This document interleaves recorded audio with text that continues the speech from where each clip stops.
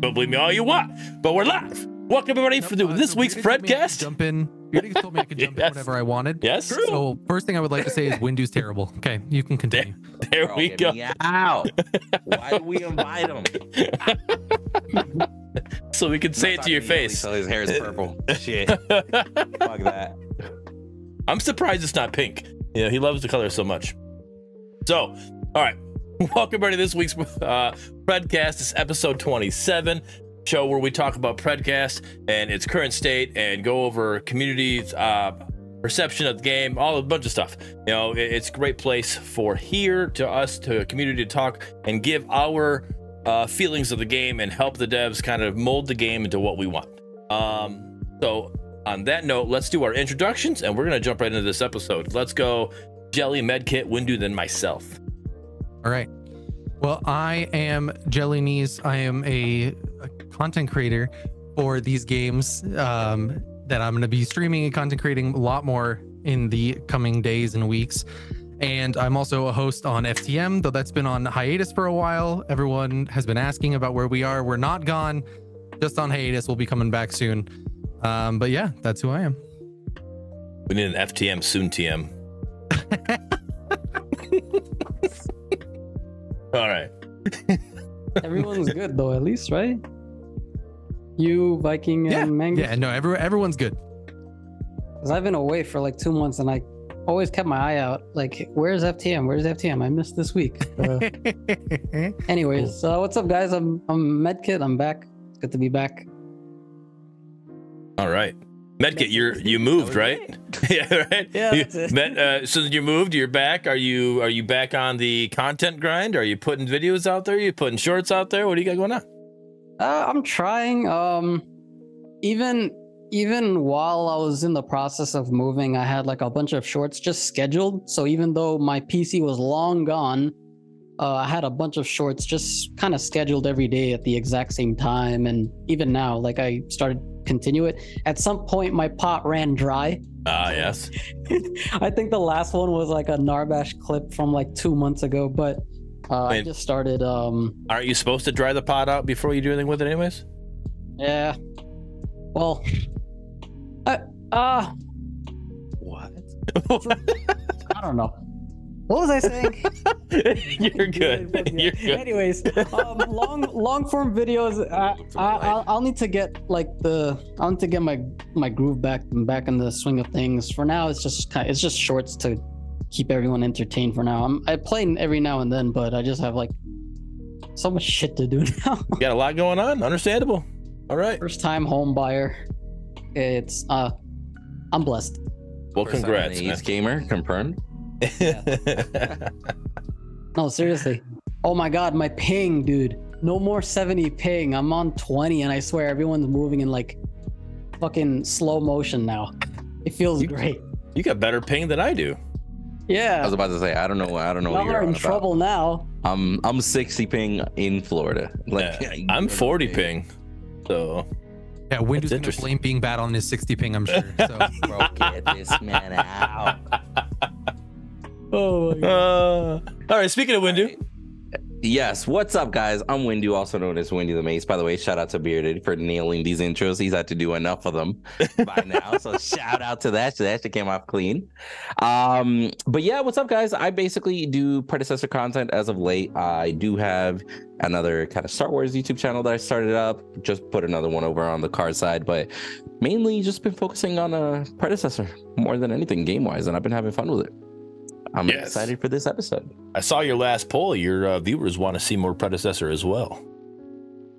I was shocked at that, to be honest with you. I was honestly expecting way off the wall, like, hey, we're gonna choose this. But then I saw the results, and I was like, all right, I'll go live with some fucking Pred. I was actually expecting it to be closer. I wasn't expecting. I think I saw 70 votes, and it was like 77% Pred. I'm like, holy cow! Out of 70 votes, I would have thought like I would have saw like maybe a 50% Pred, and then the other two would have balanced out. But it was pretty all Pred. I was like, okay, interesting. Yeah, right now 79%. When I clicked on it, I was like, I'm very curious. Click. Oh, yeah, that's why I clicked on it too. I'm like, I'll just pick the game that I play. Obviously, everybody just clicked Predecessor just to be curious of what everyone else was picking, and then from there. That's what it was. Hey, there you go. Watching Windu fail at Predecessor, so it's fine. Get me out. All right. Well, what's going on, everybody? Is I, the Bearded Wolverine, your Michigan Wonder, excited to get episode 27 here for you guys. I also do Pred content, mainly live streaming on Twitch, but I do have a video going live tomorrow at noon on YouTube. Trying to get back into the groove of that. It is a video of me playing Grux with this. Oh my gosh, guys, let's jump into it with this Beast Crest in the new patch here. I'm loving this Sapphire's Mantle on Grux. All right, Sapphire's Mantle, I don't know, for those of you who don't know what it is, you pretty much use it, and when you pop the active, any damage you put, you get 20% of that back as health, right? And as much as I'm active in team fights or fighting in solo lane, I pop it as much as I can, and I had one time where I actually had that with the shield that I got from something. The shield timed out on me, but I got a shield from something, and I had over 6k HP. And I'm like, whoa. I'm like, let's go. I'm tanky. You guys can't stop me. And there's fights that I'm getting into that I'm just like, people are trying to do what they can to me, and I'm like, nope, I'm just gonna keep swinging. Just keep swinging. And we're being good. So Bonesaw too, I hope, right? Oh yeah, always have Bonesaw. Bonesaw's it's almost like my guarantee number one, depending on what I'm going against, but yeah, Sapphire's Mantle is insane. I love it. Because the synergy with Sapphires too. It's based off of your bonus health. Yep. Yeah, that 600 HP you get off a Bonesaw right off the rip, and the stat stick of it. A lot of my build goes into that. So I got that stat stick. I get the, a lot of my tank items I'm getting. I'm trying to, get the most HP out of it, because a lot of them give you 350, 300. Some will give you 250 or whatever. So I'm trying to bounce all that too, just to kind of max my HP to go off of that as well. And I just love it. Tank Grux is definitely one of my favorites. I need to start trying to be Sev with Sapphire's Mantle and see how that goes, because I know Sev with his passive can get real huge as well. So yeah. But yeah, that's what that video is about. So can't wait for that to go out and see what you guys think about that. I also like the fact that your size changes, like your actual size, like the model, the character gets a little bigger, doesn't it? Do you? Your size increases, yeah. It says it in the description, but I don't notice it that much, to be honest with you. I noticed it a little bit. I was trying Sev and Chimera, and I noticed it when I was playing as Chimera, and I clicked Sapphires. I'm like a little bigger. Like, am I zoomed in, or Chimera's just a little bigger? Why is it? It was pretty cool. I've noticed it on Sev, full stack Sev. You just notice his shoulders just come out just a little bit more, and I think that's the main place I've noticed it. But it is pretty slight. Yeah, it's not like a Rampage ultimate. You're not. No. You're not just all of a sudden just gonna grow. Imagine Rampage ult and then Sapphires on top of it. Oh, damn. Their whole screen is a giant frog man. Yeah, you just somewhat see a chain come across every auto attack. That's all you see. You're like, oh, I think I'm swinging. All right. Now imagine if his rock scaled on his size. There we go. Now that's the game right there. There you go. You can't see, but you throw rocks the size of a lane. So, it's good give and take. That would be hilarious. That'd be actually awesome. Hilarious interaction. What if there's a future active item that shrinks a character? Not like form of Grubbish in the day, but imagine a shrunken Rampage and throwing a pebble, and it doesn't stun. It just hurts a little bit. Just one damage. Just boink. Yeah. Just enough for your screen to kind of do that flicker, like you took damage, and you're like, what just happened? What just happened? All right. Speaking of shrinking, though, Medkit, you moved recently. Congratulations on that. Why'd you shrink the door behind you? Or is that how tall you are? Oh, Jesus! I was about to say, where's this conversation going? I know. I thought he was gonna talk about my hair or something. As you guys know, I what hair? My hat this time. I sold every strand for this house, but it was worth every strand. At least you kept the facial hair. You didn't have to sell that. Yeah, you're good there. The beard always stays. That's like the number one rule. There you go. Bald, but you can't get rid of the beard, right? There you go. Jelly and Bearded, you guys have.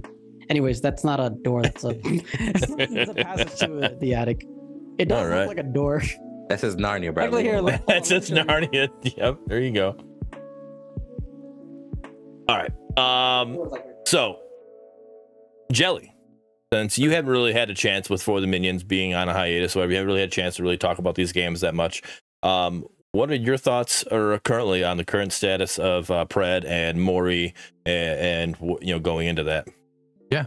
So I think the patches recently have been fairly good, just generally. I think the time to kill changes that they've been making have been helpful. I don't think they're all the way there yet, and I know we're getting one more patch toward that end. So I'm excited to see what that patch is, and I know it's supposed to be the big one.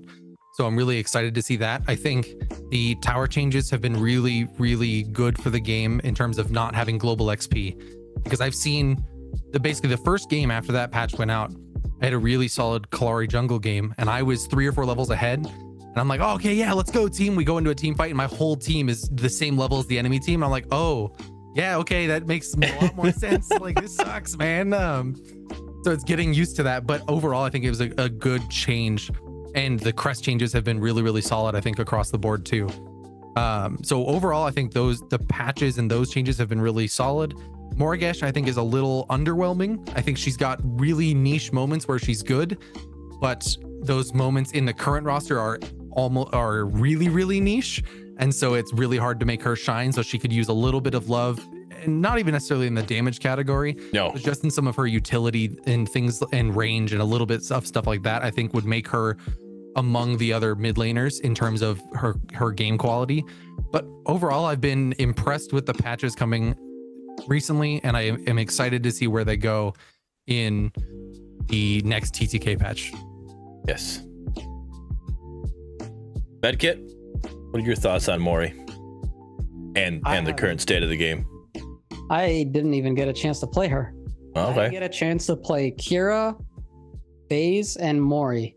I was able to make a video that got scheduled, but I never got a chance to play Kira when she came out, and obviously FaZe and Mori I didn't get to see.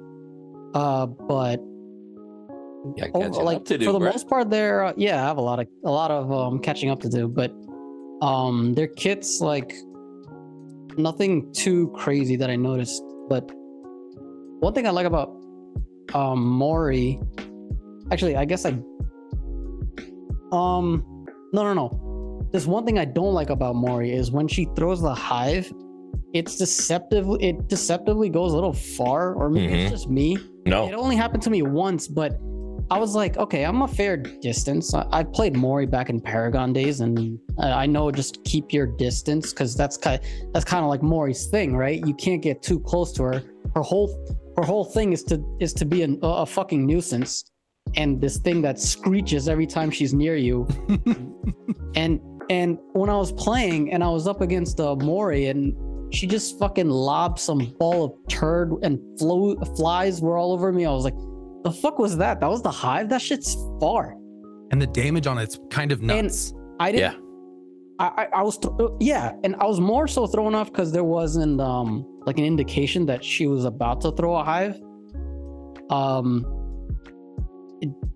That's like my only feedback on Mori. I haven't like actually tried to play her. I tried Kira, I tried FaZe, I haven't tried Mori yet. Did you try good FaZe or bad FaZe? The FaZe version 1 or FaZe version 2? Because they were very different versions of FaZe. version 2 was like health regen, and version 1 was without health regen, right? Yeah, it was, you get attack speed, yeah. Oh yeah, okay. I did try both, and I personally like version 2 better. Oh yeah. Just because that was kind of her thing. Like, you know, her passive, the linking. Do you guys remember the item called cast converter from Paragon? No. Sounds familiar. It's active, you use some mana, and what that percent of mana gets, I think, converts to health regen, and that her health regen would bump up to like 80 something. And then there was another item called I think it was called thermal bond. It was basically unbroken will. So if you get hit with CC, her health regen spikes up. So like imagine that and a Kai, right? That's what made FaZe and Chimera so lethal back in the day. It's because if it was like a dog on a leash combo basically. It came to a point where Chimera would have like 200 health regen per second if them two are like together, and now, I mean, I think I still prefer a health regen phase. I didn't really like the first version. Yeah, I didn't like it either. Another big change that I think is something I never thought about, but I love, is her floating in air when she uses her beam. Yes. Oh yeah, it's so cool for one thing. Yeah. But also it just makes her playmaking ability way stronger. Yeah, it does. You can if you use it to hover and go across, even though you're on like an elevated spot. So let's say you're in lane, and you know those staircases up the side of the mid tower. You know what I'm talking about? The staircase. Oh yeah. And you can float across. And the fact that we have like Galaxy Greaves, she can jump up and pull your like Sparrow out of a Decker cage. Or you can blink to someone's face and then pull them in, and you both like just double team on them. You can make a lot of plays with phase in this game because of like the blink. The Galaxy Greaves Paragon never had that. Right. Yeah. It's really cool, that floating effect. That's really awesome. No, I like the floating effect. It adds verticality to the game. You know, it's not anything crazy. You know, we're not looking like craziest guy up there, but like it. Yeah. You know, the funny thing is, we talked. Plus, it makes sense. She's. Oh yeah. Her whole identity was supposed to be this like little girl that has like strange psychic powers. Stranger Things. Anyways, so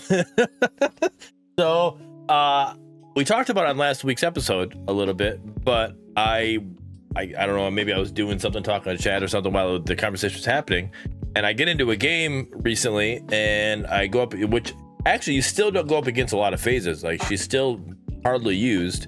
I don't know what you're talking about. Every game I've been in with, it's been with at least one phase. It's driving me nuts. Yeah, I'm hardly seeing her. Like, I'm getting a lot more Deckers and Narbashes, Richters. You know, those are like probably my top 3 supports that I'm seeing in my game. But I still see her, just not as often. And then as a solo laner, I'm not seeing her that often either, because I'm on the opposite side of the map or most of the game.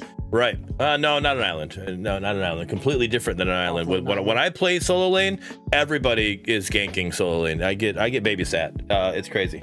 So, but anyways, then I finally see her go up. I'm like, holy shit. I'm like, all right, she's up in the air. I'm like, let me get out of this way here. I'm like, I wasn't expecting it. And then it totally surprised me, but it was really nice. I liked it. Decker is Oh, good Decker. Go ahead. I noticed like if the enemy team has phase, I generally have a good matchup if I have Decker. Because I can either do the what's it called? Hollowed Braid? I think that's what it's called, the one that stacks. Requiem's the tier support 2 Hollowed item. Braid. I can either go into that and then go into the spiked birch or something. It's Tainted Scepter's tier 2, or I could just go straight to that second. I forgot these names. Tainted Scepter's tier 2 item that blights. Yeah, I'm pretty sure I can either go one or the other. Birch. Spike birch. Thank you. Damn, I'm rusty. I forgot all these names. I used to know all of these like in the back of my head. All right, we'll get you back in the swing of things. Yeah. So Windu, have you had a chance after the podcast to jump into some games or no? I'll be honest, after no. I honestly really haven't even played Pred in the last week. I know we had our little customs nights, you know, kind of trying out the new character, playing with the community and stuff. And I'll tell you, just playing Mori on that one, she is underwhelming on the power spike, and then her damage over time it's like way too short. Like I'm like every time I would throw the hive on somebody, for example, it's like 1 Mississippi, 2 Mississippi. Oh, okay, that shit's gone. Okay. You're like, all right, I gotta hit him with something else. It is interesting how you can apply multiple amounts of you know, like the damage over time, the ticks through, like, you know, her mark and her hive Pestilence. But yeah, it's just I'll be honest, I honestly felt more like I was annoying, not effective, right? Like I was telling my chat while me and Bearded were going on the 1v1, I was like, bro, at this point, the way like the damage is coming out, I'm just gonna annoy the shit out of him until hopefully he fucks up, because there's like the damage wasn't there until I already had like items.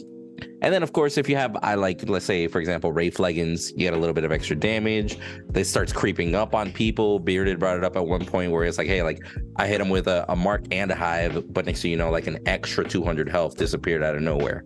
So little things like that, like yeah, she could definitely be helpful. I also saw like a Pinzo's clip of the 1v4 with Mori. That shit was nuts by all means, but I just don't think she's that good or fun. I did see individuals like on the post that they actually put up on Twitter, they were asking people's opinions, and I saw, for example, Crashy, shout out to the homie, he said I'm a jungle main, but Morigesh might be his favorite hero in the game currently. She's super fun. And that's interesting to me. As far as ability wise, that's interesting to me that somebody as high up, in the rankings as Crashy is saying that somebody that has lock-on abilities and easy global alts is super fun to him. I'm not saying she's not fun. I just could definitely see, because she's not a competitive, like anybody who's that competitive is like, this person's just cheese and whatever, like, and you lock on abilities and all that stuff. Like, so I'm definitely surprised to see that. I saw that earlier when I read it as well, that he said that. It was just definitely surprising. He's in chat, so if you have a rebuttal to that, Crash, you let us know what your thoughts on that. I can see it out. I can see if it's fun if you're like constantly annoying somebody, which that's what Mori's all about. At least, back in Paragon, that was kind of her intentions, just to be this giant pest. She's just a bug in your face. You keep gotta swatting her away. Get out of here. Exactly. But actually, to kind of build on what you were saying there, Bearded. So if you guys remember an old homie, Kick in the Head, he used to always go Mori solo. And I was like, bro, why do you do it? Like, you're like an amazing jungler. Why would you go Mori solo? And he's like, cuz, bro, I'll be honest with you. Like, especially when you get to a certain level of matches, I just want to be able to turn my brain off and play a game and have fun. And he's like, and he said, Mori is the character to do that. You auto lock on, you throw a hive, I can still win lane with minimal effort. Whereas to going a different character is like, okay, now I gotta watch my, like my stacks with Sevarog and shit like that. He's like, no, bro, like if I just want an easy mode, like I know I'm gonna win my lane, hopefully my team's doing whatever the hell they're doing, I'm just gonna go solo Mori and have fun and just YOLO. So and I can relate with that. Like it literally is like, hey, like there really is very little that you can add to her laning phase as far as an auto lock on right click and a grenade hive that you throw at people, and then a movement speed ability, right? Like as far as everything goes, you're just like, last hit, grenade, mark, basic, do it over again, mark, basic. Well, hold on, this shit's like I have like a 16-second cooldown. I'll throw the hive in a bit, but it's literally just autopilot gaming, which I can imagine could be a relief. I do see the relief side of it, but for a competitive person, say that she is super fun is definitely different, because I'm thinking competitive person is going to be thinking competitively, like not just, hey, I want to relax once in a while. Because playing a hero because you want to relax is different than you playing the game, to enjoy the game, competitively, because you're a competitive person. That's why it surprised me that he said that. I think the biggest thing is that even back in Paragon days, we really didn't see Morigesh be played competitively, right? Because her team fight ability is garbage. That's true. And her hive now is fine. The I guess AoE so team small, fight. bro. But her team fight ability is garbage. Take a Bellica mid lane and you will do better 10 times out of 10, right? In any competitive setting. Right. And so that kind of thing, maybe she's not supposed to be. She can be a pub stomper. That's fine. She's still a little weak to be a pub stomper, but is what she is. I think her E being what it is, just kind of the like gain a little bit of movement speed and move through minions, feels kind of lame in most of the cases that you use it in. Because I feel like it's not enough speed. Escape tool. Yeah, I don't even think it's not. I don't even think it's an escape tool. You do not get away hardly ever. I mean, 20% is nothing. Yeah, you hardly feel that with her. That's one of the places that I would want a buff for her. Actually, is the movement speed to be increased, or give me a condition to increase the movement speed, one way or the other. Like the more objects you go through, or the more characters. Every time I go through an object, I gain increases. 5%, right? And so great, I run through an entire minion wave, and now I'm at 60%, and I'm just gunning it down the lane, right? One way or the other. But at least let me do run something. Through one enemy and won't be as effective. That might be a cool condition. I would love more dynamic stuff like that in these kits for sure. Is a Mori with Wraith leggings? Is the move speed good on her? It's better. Wraith leggings is the thing that makes it feel decent, rather than unplayable by base kit. Yeah, I feel like Wraith leggings to a 0. Yeah, Wraith leggings Megacosm is almost like must build first 2 items on her for her to feel good.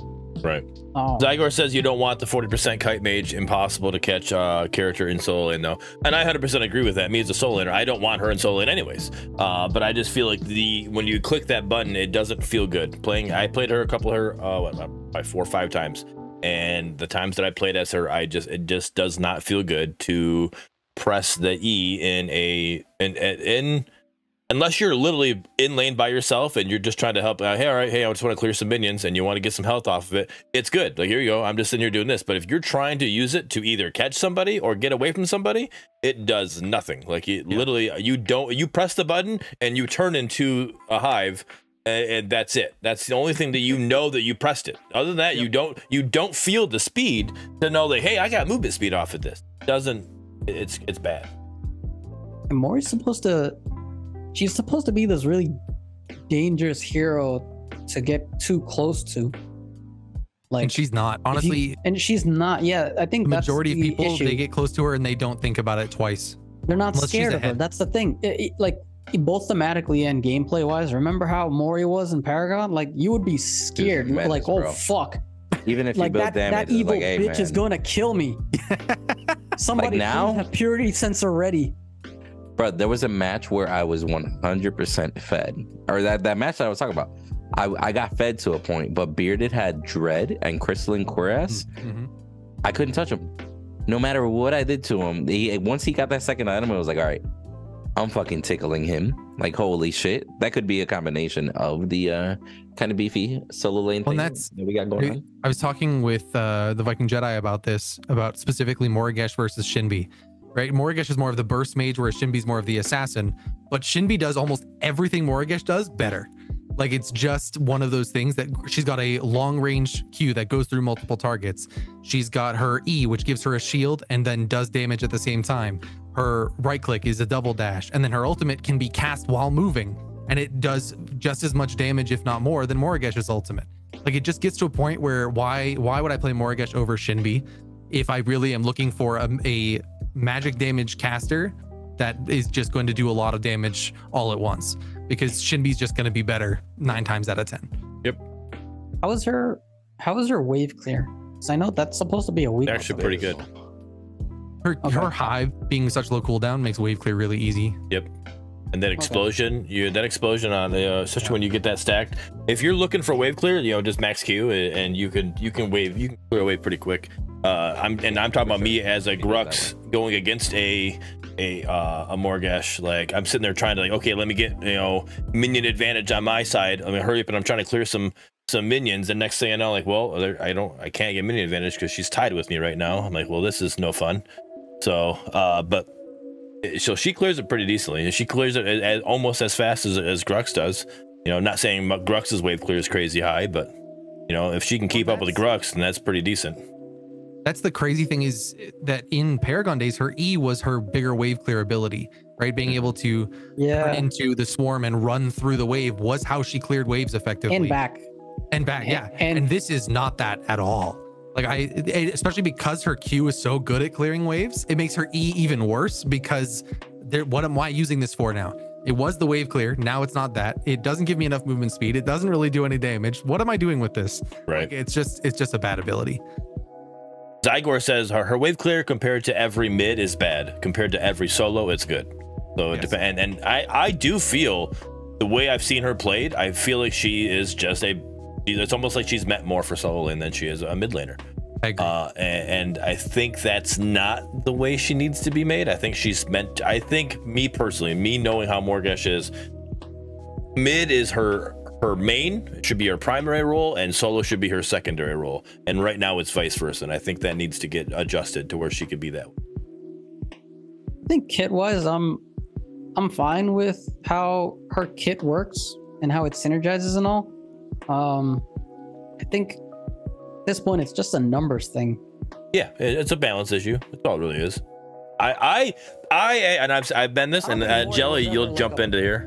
I don't think Mori was ever like a problematic hero. Like when she was first debuted, maybe she was a little too powerful, but again, that's just a little numbers thing, right? I was gonna say every Paragon player that is heard you just say that died a little inside. Yeah. Release Mori was insane. She was also she was released when they did that map rework. I don't know if you remember. Mm-hmm. They swapped around the jungle. They put more verticality. There was more grass.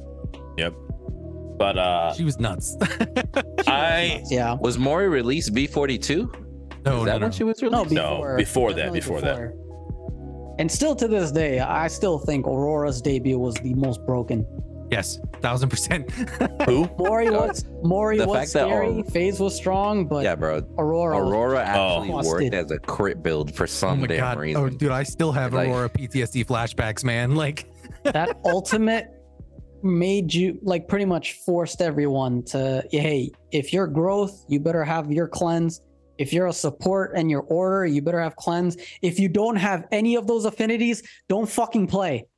No more Murdochs, no more Gideons, no more Gruxes. Just because they're not either growth or order or both. So, but anyways, speaking of Mori's kit, and again, I agree. I think her kit is good. How it works, it just needs, it's more of a balancing thing and getting, adjusting numbers here and there. And I've said this before, and I want Jelly's input because I know he or at least Viking is on the opposite side of it. So, I think with these OG heroes, I'm okay with keeping their kits what we know them to be as Paragon, and saving the new stuff for the new heroes that are coming up. Which we got one coming up, not in this month, not next. Yeah, wait, no, 2 months from now. 2 months from now. So, I mean, I still would have liked to see some spiciness to the kit, to be honest with you. So I think actually this brings me back to what I said about FaZe Lance. Adding something in like her ability to hover above makes it feel fresh by keeping it the same. Right? Okay. And I think that is something that they should be looking more to do in other kits, that they're keeping the abilities exactly the same. Ooh. But find some mechanic or something you can do to make it feel fresh. Right. What about, I mean, and this is going to take time to get into it, but with Mori's speed or E, right? What if she turned into like a huge bee and flew through the wave and minions or whatever at the time, instead of just becoming a bunch of bees? Like she kind of became a huge bee. Yeah. That'd be something that'd be different. But I think there's so much opportunity for that kind of stuff to do something more that it's not even about if you change the ability to be completely original like they did with Decker, right? But if you do something like you did with FaZe and really change up how the ability can function and make it unique to Predecessor, that would cover so much and it would appeal basically to both camps. You've still got the original kit, but you've still also got something new and exciting to be excited about when a new character is dropped. Zygor said not to bees. Give Mori a Nick Cage skin. Oh, dude, Braga, you're on my team here, dude. I love me some Nick Cage. Let's go. I'm all about that. Yeah. So I mean, giving the hover to FaZe. I mean, that's okay, but that's things like I agree with, but that's not changing the kit per se, right? And I'm okay with those changes, right? And even the subtle changes to Decker, like something like that, like changes are not subtle. Well, I do think they are subtle. Like I don't think not subtle. I guess I say subtle because it's subtle in the fact that it's like it's only like we got we got 3 heroes. No, because I mean I would say Chimera's is subtle. I would say Howie, his ultimate change is different. And and then I would say Decker, right? So those are the 3 ones that we've had change out of 25 heroes, right? We got 25 now. So 25, 26 heroes, 26 heroes. So I would say that, you know, that's that out of that many abilities, a change or not change, I would say that's subtle is what I'm getting at, you know, the amount. And I'm okay with that here and there. Like, I want the majority of my original heroes to be the same. Some change, like phase, again, you lifting her up or changing, you know, how that same ability works. You know, not the Mori cone that Fault did. I couldn't stand that fucking cone hive. Stupid. And then it also went through walls, which also didn't make sense. But yeah, so I'm okay with stuff like that. Again, so like I said, if we turned her into a fly or a bee or whatever, and she, you know, flew through people for her E and gave her a little bit of a speed burst that way, something like that would be cool. A little change up. Oh, What are you on? that's interesting. No, if she, you know, when she uses her E, she actually turns into bees. Yeah, she a bunch of her body up. Yeah, what if that profile shrunk a little? So it's a little harder to like target or something. I don't know. Visually, it's slightly different. Gameplay, it might affect slightly. I don't know. I'm just spitballing here. Yeah, I feel like they probably won't even try, just because they're already focused on, you know, adjusting the UI. They're focused on new animations for new characters and etc. I almost feel like these characters specifically, for example, FaZe and Mori, were more like, hey, let's get them out there. Let's please people, not change much. Keep it basic. That way we can focus on working on the other ones. You know, like, why spend more time on these characters when we can spend more time on the new original character coming around the corner? Yeah, I mean, I'm interested to see what the next hero is like, for sure, because these heroes, I mean, and again, this is just me spitballing here. These heroes were made around the time that, or I'm assuming they were being made and being balanced around the time that Sundown was still with the team, and now he's away. So now we got to see how the next heroes are going to be made without Sundown putting his input in, right? So I want to see what changes are made in that situation. I want to see how the team works without Sundown being a part of it. So I'm interested to see the next hero in that regard. When we talked about, we were in a call the other night, Windu, Bearded, and I. We talked about how, like, we're gonna still be seeing the changes of Sundown not being on the team anymore for the next 6 months, right? That there are things that he worked on that are still in the pipeline that will come out and will still be mostly his, if not entirely his. But then after that point, we could see a definitive shift in philosophy or design ideals, because then the completely original non-Sundown influenced stuff is coming. Right. Yeah. And we may see that earlier than that, right? But because we won't know what was his, what wasn't. Right. But I'm curious to see if we see any kind of definitive shift in mindset from the team with that departure. Instead of pre-V42, now it's pre-Sundown or post-Sundown. Oh, good. So sunrise? There you go. Sunset. That'd be sundown. All right. So, Jelly. No. Last week's episode, I know you were active in chat here and there, so I'm sure, I don't know if you watched it all live or if you just watched some of it, you know, on YouTube, whatever, however you did it. What were your thoughts, your biggest takeaways from Blood Mortius being on the episode and his input to our questions?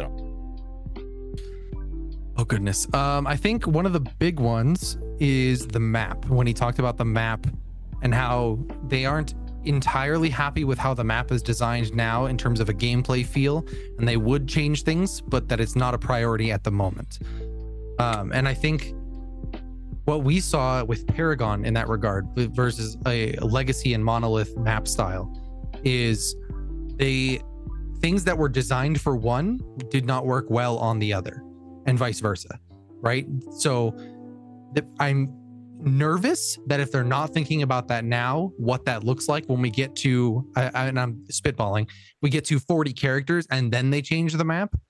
What does FaZe's hover ability look like on the new map? Where does she have insane range on the vertical, on the Z-axis in order to do that stuff, or what? And I worry from that perspective of what they are not considering by not making that a priority sooner, because of all of those changes that will have to be made to the characters that are already released to make them more or less viable on a new map, because the map will absolutely change a lot of that stuff. For sure. I guess my devil's advocate to that, though, side of it would be the fact that with it being a MOBA, there's going to be changes throughout the game. So there's going to be balances that's going to happen. There's going to be straight up meta shifts. There's going to be item changes or whatever. A bunch of things that are going to be like, all right, the way the items sit now, these are how these heroes fit with this, right? We do a huge item change. Well, now these heroes don't fit well. We got to make some changes here and there. So I think, I get what you're saying. This could be a little more drastic with the map. 100% agree with you.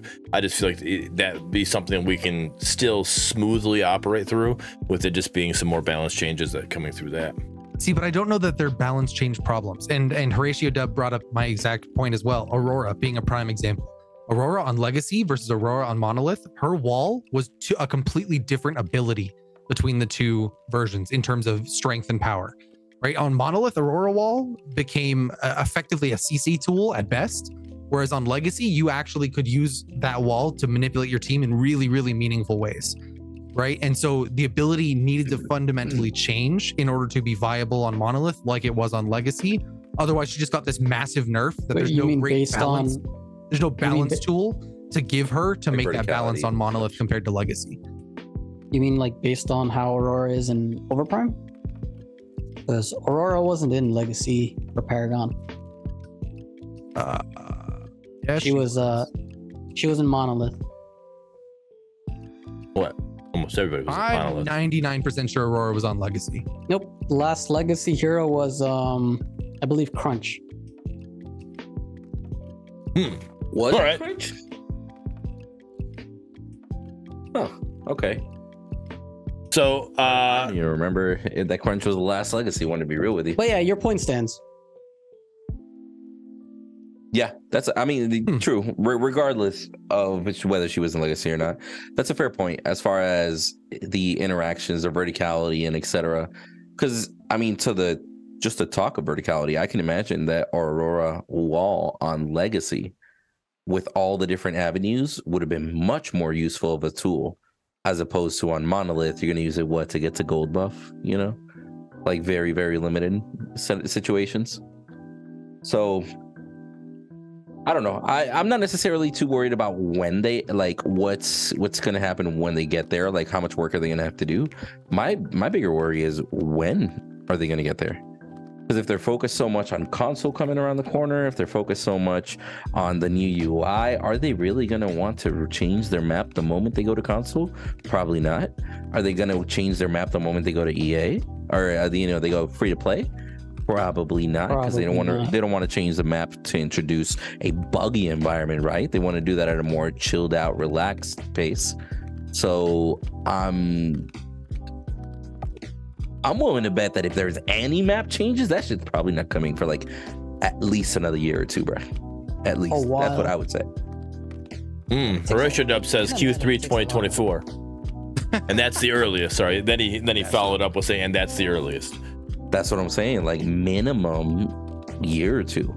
Like, I just don't see them allocating any resource towards changing a map that works. It might not be the best, but it works, Right. And I think as far as where they're at as a company and the strides that everybody wants them to make, because we're all just dying for this game to go free to play. We're all dying for the original roster. We're like, the last thing I want is for them to stop and focus on a map instead of finishing everything else.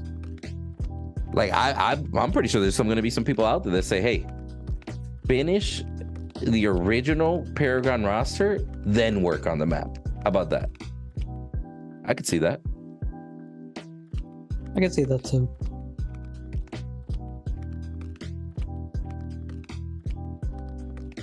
Hello? All right. So, sorry, I was just commenting. So yeah, I'm okay with them. I understand the want and the need for a new map. I just don't think that need is that high a priority right now.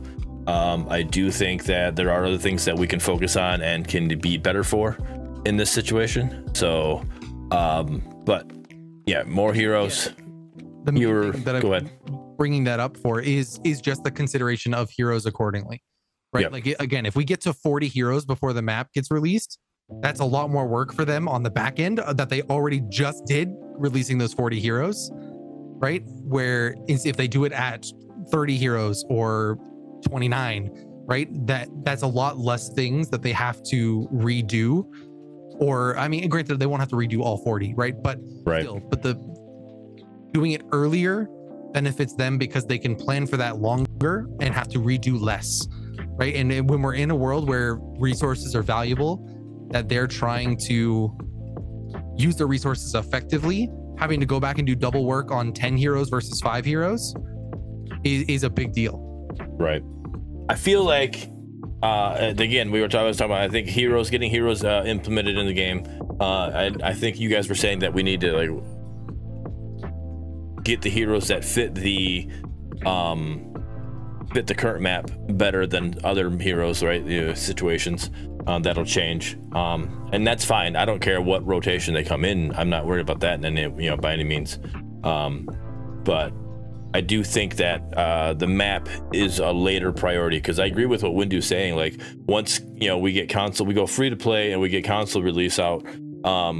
We're not going to want to do anything crazy jarring that's going to push the player base away. We want to do what we can to grow the player base, work on that, and then that also gives time, in my opinion, to like work on a map and get a lot of the bugs worked out in internal testing, and then bring it in. And then because I know there's gonna be bugs when they bring it to live. There's just that shit just happens, and it's fine. But I do think that's more of a priority in that sense than putting it right now. Yeah, I feel like if they're gonna have a new map, it would be at least, in my guess, at least 1 year after full release. Just because if you have full release, you want the player base to kind of like enjoy it for a while, and then get that feedback, see what you can do with it. Have a new map later. I really worry That's just my opinion. Because exactly what we saw with Monolith and Legacy. Right? Like when you have a dedicated player base on your one version of your map and you fully replace that map with a new version, you're going to lose people. Right? And we saw that. It's literally, we have the evidence in a Paragon game of Legacy to Monolith. And yes, there were other changes involved with that, but that was because of what was needed for the map change. That if they wait until after free to play to do a full map change, if it's as drastic as players seem to want it to be, that could be really detrimental really fast. For sure. Okay, I could see that. I see where you're coming from, because you're not totally wrong at all. Legacy player base versus Monolith fans are two different breeds of players, by all means. Until this day, there's still the Legacy diehards. Like I 100% prefer Legacy back in the day, but till this day, you also have the Monolith diehards that is like, hey, Monolith was the best way. It was much more action-packed, faster pace, etc. So you bring up a good point. If they do make a bigger map, earlier might be sooner to kind of rip off the band-aid, as opposed to later once it's already established. While the game has 1,000 players, it's a lot easier to make that transition than when the game has 100,000 players. You heard it here first. Jelly thinks they're gonna have 100,000 players in this game. I mean, you already know it's a scary time when Jelly's playing the game more than Windu and Medkits. So that is a true statement. I thought you were gonna say me. I'm like, hold up, you aren't playing more than me. That's not happening. That's a content creator who wants to make videos. Yeah. So I just think I get it. I 100% understand what you're saying. I just think that the new UI, I think a draft process, I think a ban process, I think a ranked mode is just a higher priority than a map right now. The map does need work. but I don't think the map needs to be as drastically changed as people are saying it needs. I think changes are needed, but I don't think it's literally legacy monolith changes. You know what I'm saying? I don't think that by any means. You know, I don't think we can. I think we can get a new map put in and it not be all of a sudden, hey, you went from movement speed to no movement speed. You know, like it's complete. Like we're not dealing with that. You know, and then we're balancing. We're going to a huge balance issue, situation like that. I feel like we just it needs to be a change. It's more of a subtle change than like the legacy monolith, and I think we could work around that by getting other things in the game higher priority than that. I would even rather see. I agree with you that there are bigger changes than the map right now. I just worry that putting the map off until who knows when could be very detrimental. I think UI changes, absolutely. Draft mode changes, absolutely. Ranked, I disagree there, but that's neither here nor there. I would love a ranked mode, but I think map changes before ranked are better theoretically. But like I said, absolutely agree that things have to change before that happens. My point is more to just say, don't put it off indefinitely. Just keep kicking the can down the road of like, yeah, we know we need to fix the map. We'll just fix it later. Right? Don't keep doing that. You need to be more thoughtful in your approach of when that's going to happen in terms of when you're releasing, how many characters you're going to have, what the work intensive is going to look like, all of that kind of stuff. I agree rank mode would be a little too early. I think we need more a bigger hero roster. I personally would like to see some kind of hero progression system. Because I imagine like a lot of gamers just like challenges, like grinding for challenges, and if you complete them, you get some kind of reward or rewards. Like, for example, let's say so you know how takedowns in this game are rewarded with either kills or assists. So imagine a system where you need like, I'm just gonna make up numbers here, like 100 takedowns. If you play, let's say Gideon, right? Let's say I play Gideon and I get 100 takedowns. I have like these like once I break that threshold, I unlock a rival skin, kind of like in Paragon. And now with this rival skin, you have like, let's say 5 specific challenges for Gideon. An example would be like, I don't know, teleport 100 teammates, or land a 5-man ult, maybe 5 times, or I don't know, something specific to the hero. Like for example, Richter, land 100 hooks, or land 3 hooks in 1 minute, 5 times, or like notches, some kind of notch, some kind of progression. If you finish it, you unlock something. You get like a skin. Once you have like those specific challenges for that hero, you unlock like, I don't know, the mastery skin. And then let's say you unlock the mastery skin for all the mages. You unlock some kind of special skin that's for mages only. And then there could be another hidden skin where you unlock mastery skins for all the heroes. And it would be cool. Like, talking about like the Call of Duty rank grind, exactly. Because I remember back in Black Ops 3, like they had like a really cool camo grind system. That was exactly like what I was thinking of. I think it was like headshots, right? You get headshots. If you land 100 headshots, you unlock these special challenges that are classified. And then you get gold for that gun. And then if you get gold for the other assault rifles, you get diamond. If you get diamond for all the guns, you unlock dark matter. Yes. It was grindy, but it's a reason to play. Box McCloud says upgradable skins like Fortnite would be the best mastery skin, and I agree with that. So 100%. You upgrade, you be able to put like I don't know, put something on, different shoulder pads on Sevarog, right? But then you're also able to change his cloak or whatever. There's things you can just kind of like, you can change and go into like, all right, hey, I want to have this going into this match. I want to all that stuff that Fortnite has. I think that'd be great. I 100% agree with that, Fox Cloud. That'd be huge. Instead of just being, hey, one skin, like one Magma skin that you have with what Paragon had, which was nice. Those are good skins. But yeah. Richter Fishnets. Yeah, Richter Fishnets would be great. Show him the hooker that he really is. I was For that kind of a skin, the challenge would have to be really tough. Like, what was the example I gave? Land 3 hooks in a row under a minute.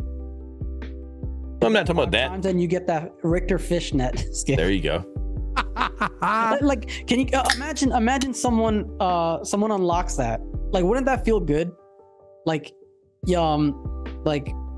I'm trying my best to like focus on landing these, and I'm trying game after game, and I finally got one notch in one match. It's not gonna take me a day. It's gonna take me at least a week to unlock the skin if I get lucky.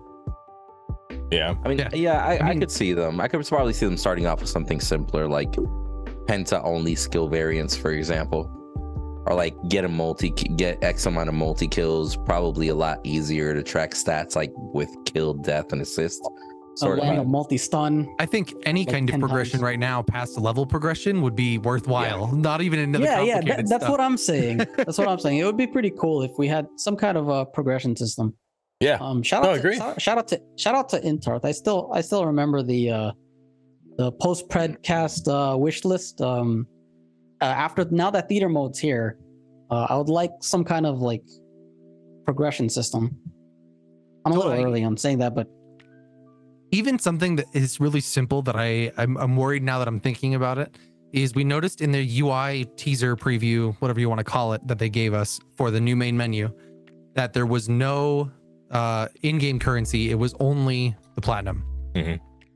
Even in-game currency, getting a little bit of in-game currency after every game is a progression, right? Like of that, I'm building this up. Yeah, because you're trying to save up for a skin or something. I'm getting something. I'm saving for a skin, saving for a new hero, saving for whatever it is I can buy with in-game currency. That's a progression system in its own right. And not having that is also a detriment because it's one less thing your players are excited to receive or to build up or to whatever you want to call it. Right? Like it's a little system that goes a long way because it's a counter to watch increase, right? Honestly, there's almost an amount that even with nothing to spend it on, please God, don't add a currency system with nothing to spend it on. No. Even with nothing to spend it on, watching a counter tick up is still valuable to players that they're like, yeah, my counter is bigger than Windu's counter, which will be really easy because Windu's bad. So, but just all you need to get players engaged with your game more so. No, I agree. I think progression, and I think another way of in-game currency is something that's needed. I when I first saw the season 2, progression bar or whatever, and there was that's something that wasn't on there is one of the things you kind of like. What it was after level 50, you were able to get platinum or whatever for every 10 levels you completed after level 50. This one only goes to level 35. So that kind of I had the negative thought of like, wait, where's the platinum? But I also had the positive thought like this one's only planned to go to level 35. So if it's only planned to go to level 35, then does that mean that we're gonna get done with the seasons faster, than normal, or is there something they plan afterwards? But who knows? Bro, I'm gonna throw a wish list thing out there. I really want them to give me the option to just do a 1v1 custom. Because me and Bearded were thinking about, hey, like let's try out these starter items in the lane first 7 minutes, right? Let's just see how the lane goes. Let's try these out, and then we can reset or whatever. And then it hit us. It's like, well, shit, we got to find 8 other fucking random people to be able to actually join us, and then just be like, leave us alone, guys, for a little bit. We're just testing something. We say random because Windu doesn't have any friends. Yeah, well, I mean, it'd be no, you can't 1v1 Windu. Sorry. Now it's 2v1. I know you asked Blood about it last week, but the practice mode not also being on the main map feels detrimental. Right? Yeah, like it's little things that could go a long way in terms of helping your player base. And yeah, I would kill for customs, and honestly, just a custom that I could enter the map even by myself would be all I would want. I don't need a full practice mode necessarily on the main map if that's really an issue of moving that stuff over to the main map. Just let me enter the main map by myself and practice rotation. Training grounds? Practice. Like an No, but Overprime? it's not the main map. I can't test jumps. Oh. I can't test rotations. I can't test any of those things without being in a real game or having 9 other people with me. 9 of my friends, not 9 randoms, of course, because I'm not Windu, but 9 of my friends with me. Then Yeah, I can't only thing you can do is do AI those mode. things. Yeah, you can do AI mode Yeah, and you then can use AI mode, but that's still not the most efficient way to do it, right? Like it's right. And that's the kind of huge is probably an exaggeration, but very beneficial things that could change in the short term that I would love to see from them. Oh, Yep. I know. In AI, if you're playing by yourself, have those capsules in there. You know those capsules in the practice map? Yep. Put them in AI if you're by yourself, or I guess if you're with your friends and you just want to test something at level whatever. Also, I know a what you're gonna request, say. a request for AI. If you I don't want questions as to why I was testing this. If you stand in your base in AI and do absolutely nothing the entire game without AFKing, your team still wins a 4v5. And I would love for that not to be the case, that the enemy AI actually puts up some kind of fight and does not just automatically lose no matter the scenario you put them in. Because the AI is so good to learn against, but when you win no matter what, effectively, it's a little rougher to say that it's that good. It's really smart. I think the AI is really smart. I wish the difficulty was actually there, that you didn't just win by default as long as you don't run it down and feed the enemy AI. Agreed. And I'm not saying this to shit on fault. You know, I was happy they added the AI, but there were some issues that they had with AI, like Chimera in the jungle. It would go farm for a little bit and then would just get stuck on some random rock and be there for the rest of the time. There's no reset, nothing going on.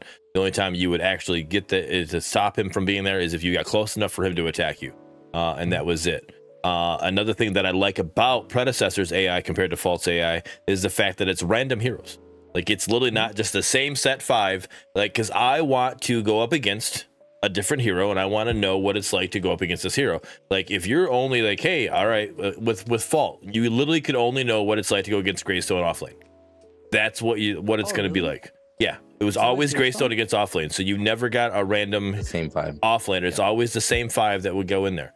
And it's the same 5 that you're going, so you're also mirror matching unless the hero you pick was different, right? If you pick Carry and you took, let's say, Drongo, then you're going to go against a Murdoch with Faults, the way they had it set up, right? And it just, so you knew, guaranteed, hey, this is how I'll go against Murdoch, but you don't know how to go against a Sparrow. You don't know how to go against a Revenant, you know? Like, this kind of made the switch up and the random rotation that Pred has at least gives you that. But I 100% agree with you, Jelly. They need to at least give us, I think it was something Paragon had, you had like a difficulty level you could choose. Like, hey, I'm going against AI, I want to be beginner level, right? I just want to literally just to go in there and try something out real quick, right? Or I really want to have a little more of a challenge, let me go normal or harder or whatever, like have that pick. And I think that's something I need. Cool. I think difficulty, absolutely. But I think even the beginner bots, if I turn it into a 4v5 by not doing anything for my team should lose. Right? I did, I think, 5 tests with different heroes, different orientations for the enemy team, the whole 9 yards, different positions. I went 1 game mid lane, 1 lane carry, 1 off lane, 1 support, right?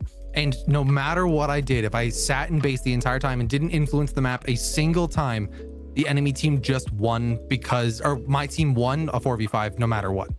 Partly because we took objectives and they didn't, right? But that there has to be some kind of consequence for players to actually learn what the game is going to be. And I would never have known this if I wasn't testing this for something else.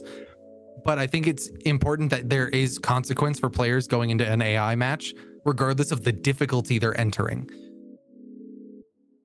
No, I agree. I do. I mean, I don't agree with Street Soldier. Street Soldier said with 95% of the current players, nobody would win an AI game mode on hard mode, or game on hard mode. I don't agree with that. That number is a little drastic. That's aggressive, right? So, if you put 5 Windus on a team, they'd still lose to bots somehow. It's right. What happened? Bro, you see this abuse, bro? No, you're not missing anything. Is there context? Like, did you three play together in Windu? Three? Well, don't add me to this. This is all Jelly and Windu. This is. They're married a couple right now. That's what it is. Playing with Windu, and I lose my games that I'm playing with Windu. So the only denominator here. No. I always give Windu a hard time, but I'm not on the level of Jelly. All right. Amen. And if my boy Mangoose was in here, Mangoose would be giving him a hard time too. It's just what you do. You jump right in on that shit too. For damn sure. Mangoose because he's from Florida. That's true. He is Florida man. It's easy to pick on Florida man. Exactly. We got thicker skin down here, bro. I don't know what to tell you. Anyway, Only thing you got thick. Anyways. What? what? Oh dear. Bro, what is happening right now? Anyway, next. Next. All right. All right. So Medkit, you brought up a good one. I know you kind of touched on it a little bit, but I guess we all kind of touched on it. We said Windu, what is the things that you want in the game? We're not talking about map anymore. What are the things that you want? Like, we got season 3 coming up in like 2 months, right? Well, you know, what are the things you're gonna want to see in the season 3 roadmap? Yeah, I'm just a sucker for eye candy, man. Like, besides that 1v1 mode that I really, really would like, and I don't think it'd be that hard for them to implement, just instead of 5v5, have a 1v1 option and you just invite one other friend to queue, right? Besides that, I'm a sucker for eye candy. I really am. Like, as long as I'm getting a cool skin, give me something fresh, something spicy. I still have mixed feelings on the Bellica skin that we've already seen, but with the new custom VFX, right? Like, that's like, it's like tugging on my heartstrings a little bit, but at the same time, it's like, I kind of wanted to see it on a new skin, but I totally get it why they're doing that. Just kind of elevating that skin to tier 4. Put a progression system in front of those skins, and you got yourself a deal. I am kind of bummed that this season they're not going to give us a cool skin like they did with Kira, at least as far as we know. Because last season it was guaranteed. It's like, hey, you get Kira this month, and if you grind X amount of games, you get this Pirates of the Caribbean looking steampunk looking skin, right? Right. That's not guaranteed right now. No, we only get 2 recolors. Yeah, like even before, I was like, I gotta at least grind to that point because I want the Kira skin. Because I love collecting skins, but now I'm like, maybe I'll just wait to see what pops up in the shop. I have zero reason for me to buy platinum right now. Just no, at all. Well, so go ahead. Here we go. Can of worms. The VFX for that Bellica skin make me really nervous because if that skin costs $20, that's going to be insane. Right? We've already seen that a recolored skin for Bellica that they're calling original, that released with the Moragesh patch, is $13. So where the hell do we go with a custom VFX but recolored skin? Right? Like, what? That's going to break their tier system into a new tier, because I don't think we have any custom VFX skins right now. I could be wrong, but I don't think we do. I don't believe so. I don't think we do either. So that means we're breaking 1600 at least platinum, because that's the current cap of their system. I mean, I could totally see them. I don't know how some people might feel about it, but if it changes character model and changes animations, I could totally see them charging $20 for a skin. If it changes character models and animations and VFX, I completely agree with you. I think, and I would be more willing to pay $20 for that skin. Right now, would it still be that same? Let's say, for example, Aztec Steel. We've seen it before, but it does change character model, and if they add brand new physical animations, is that still like, you know what? Okay, worth the $20? You see what I mean? You get like hairy, we're a little bit different because we're existing fans, right? This is where they need to define their skin tiers more than just very general and with a range, right? And I think that this is the detriment of what they've defined right now with their skin tiers. Is they've got rare and I can't remember. Common, rare, and something else. I can't remember the exact one. There's like 3 of them, I believe. Was a phrase. Legendary and epic. No, they don't go that high. their highest is pretty low in terms of what the skin tiers are. I'll see if I can find it and look what the definition is. Thanks, Bearded. But the definitions they've given for what consists in those tiers is so vague that it'd be really easy to take a common skin and call it rare, right? And I think the Bellica skin is the perfect example. The recolor we just got is the perfect example of that, right? When you look at Biofreak Murdoch with a completely new model, epic skin aside for the moment, with a completely new model, and you tell me that that's the same price as a recolored Bellica skin with a face mask, something does not add up there, right? Just putting those two things side by side, I look at that and go like, why does this one equal this one? Right? That doesn't make sense. And that's a lack of definition on their part in their skin department, right? Of not saying the skins, this means this. Tier 1, and if you look at any other MOBA specifically, I won't say any other game, but MOBA specifically, their tiers are very clearly defined of what changes between those tiers, right? And because we have this vagueness about round tiers, and then the price is also vague, because realistically, yes, they charged $13 for the Bellica skin, but they could have gone up to $1,600 because their tier system says they can. Okay. And that just, it feels undefined. It feels fluid that they can just make up whatever price they think feels good because they feel like it that day. Right. Usually skin tiers for every other game are tier 1 is X change. Tier 2 is X change plus Y change. Tier 3 is X, Y, and Z. Right. And then for them, it's, well, tier 1 could be X change, but tier 2 could also be X change with nothing additional, but it's just a slightly different X change. Right. Well, that's not, again, how do you justify that compared to Biofreak Murdoch, who has a completely new model, and call them the same price? They really need to define that before they start releasing custom VFX skins, because then otherwise we're going to get this compounding effect where they say custom VFX skins are either 2,000 platinum or all the way up to 3,000 platinum. And then you get this, so great, Undertow Gideon, is that a 2,000 or a 3,000? This custom Bellica, is that a 2,000 or a 3,000? Well, Undertow Gideon's also an original model and all of these other things, but if they value them at the same, then what is the actual value of these skins? It just falls into this obscure mess very, very fast because they don't have definitions that are clear. Right. Yeah. What if what they're doing is pricing them at different price points just to kind of, and, you know, just picking popular heroes just to see what sells more? Be like, you know what? We have two skins that really should be on the same tier, but we put one at 600 and we put one at 8. Let's wait 6 months, see which one sells the most. If the 600 one actually sold the most and it's the same equivalent of a tier, maybe that's the price we go for. You know, maybe if they're just, what if they're doing all that sporadicness in order for them to collect data? I think by saying collect data, that's just implying that they're trying to be greedy. They're trying to see how much money they can get out of the community, right? Like, yeah, that's by all means, that's what testing out a pricing structure is, regardless if they change it or not. But doing it this way, they don't face the backlash of all the skins are too expensive, you know, and they don't also, you know, kind of put foot in mouth with the whole all the skins are too cheap. Well, fuck, now we can't make them all more expensive like that because then we seem greedy. Maybe this is their best way of kind of seeing what they can get away with. I don't think blurring the lines is the best way.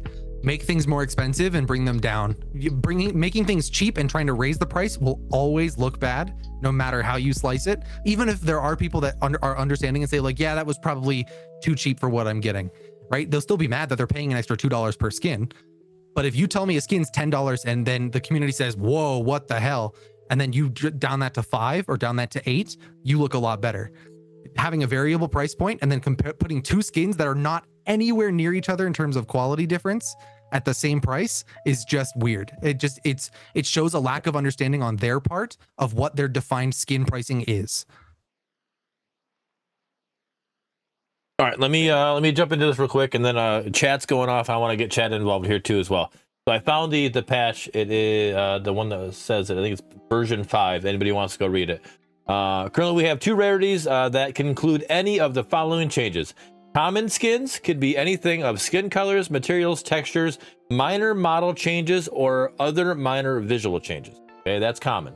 Rare can be skin colors, materials, textures, sound effects, substantial model changes or substantial visual changes.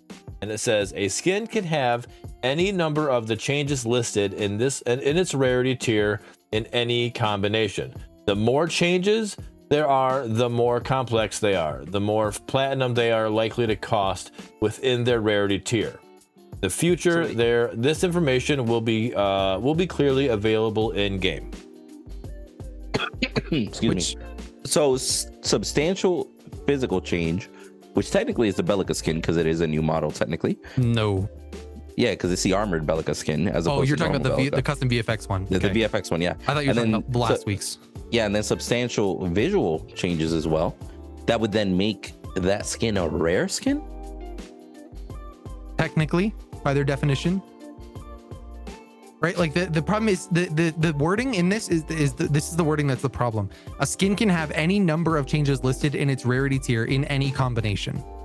There's no set rules to say that this skin has these things. It can have any of these things, and that's just what we're gonna say it is, which is so arbitrary that they could change it on a dime, right? Especially when you have 4 or 3 of the common skin requirements are also 3 of the rare skin requirements, right? I can make up what that means. Skin colors, materials, and textures could mean anything. Right? That I can just call a skin rare, Bellica, the most recent Bellica skin being the example, and when really it should be a common for the amount of changes that went into it. But because I'm calling it rare, now it's 1300. Right? Like honestly, it's so arbitrary.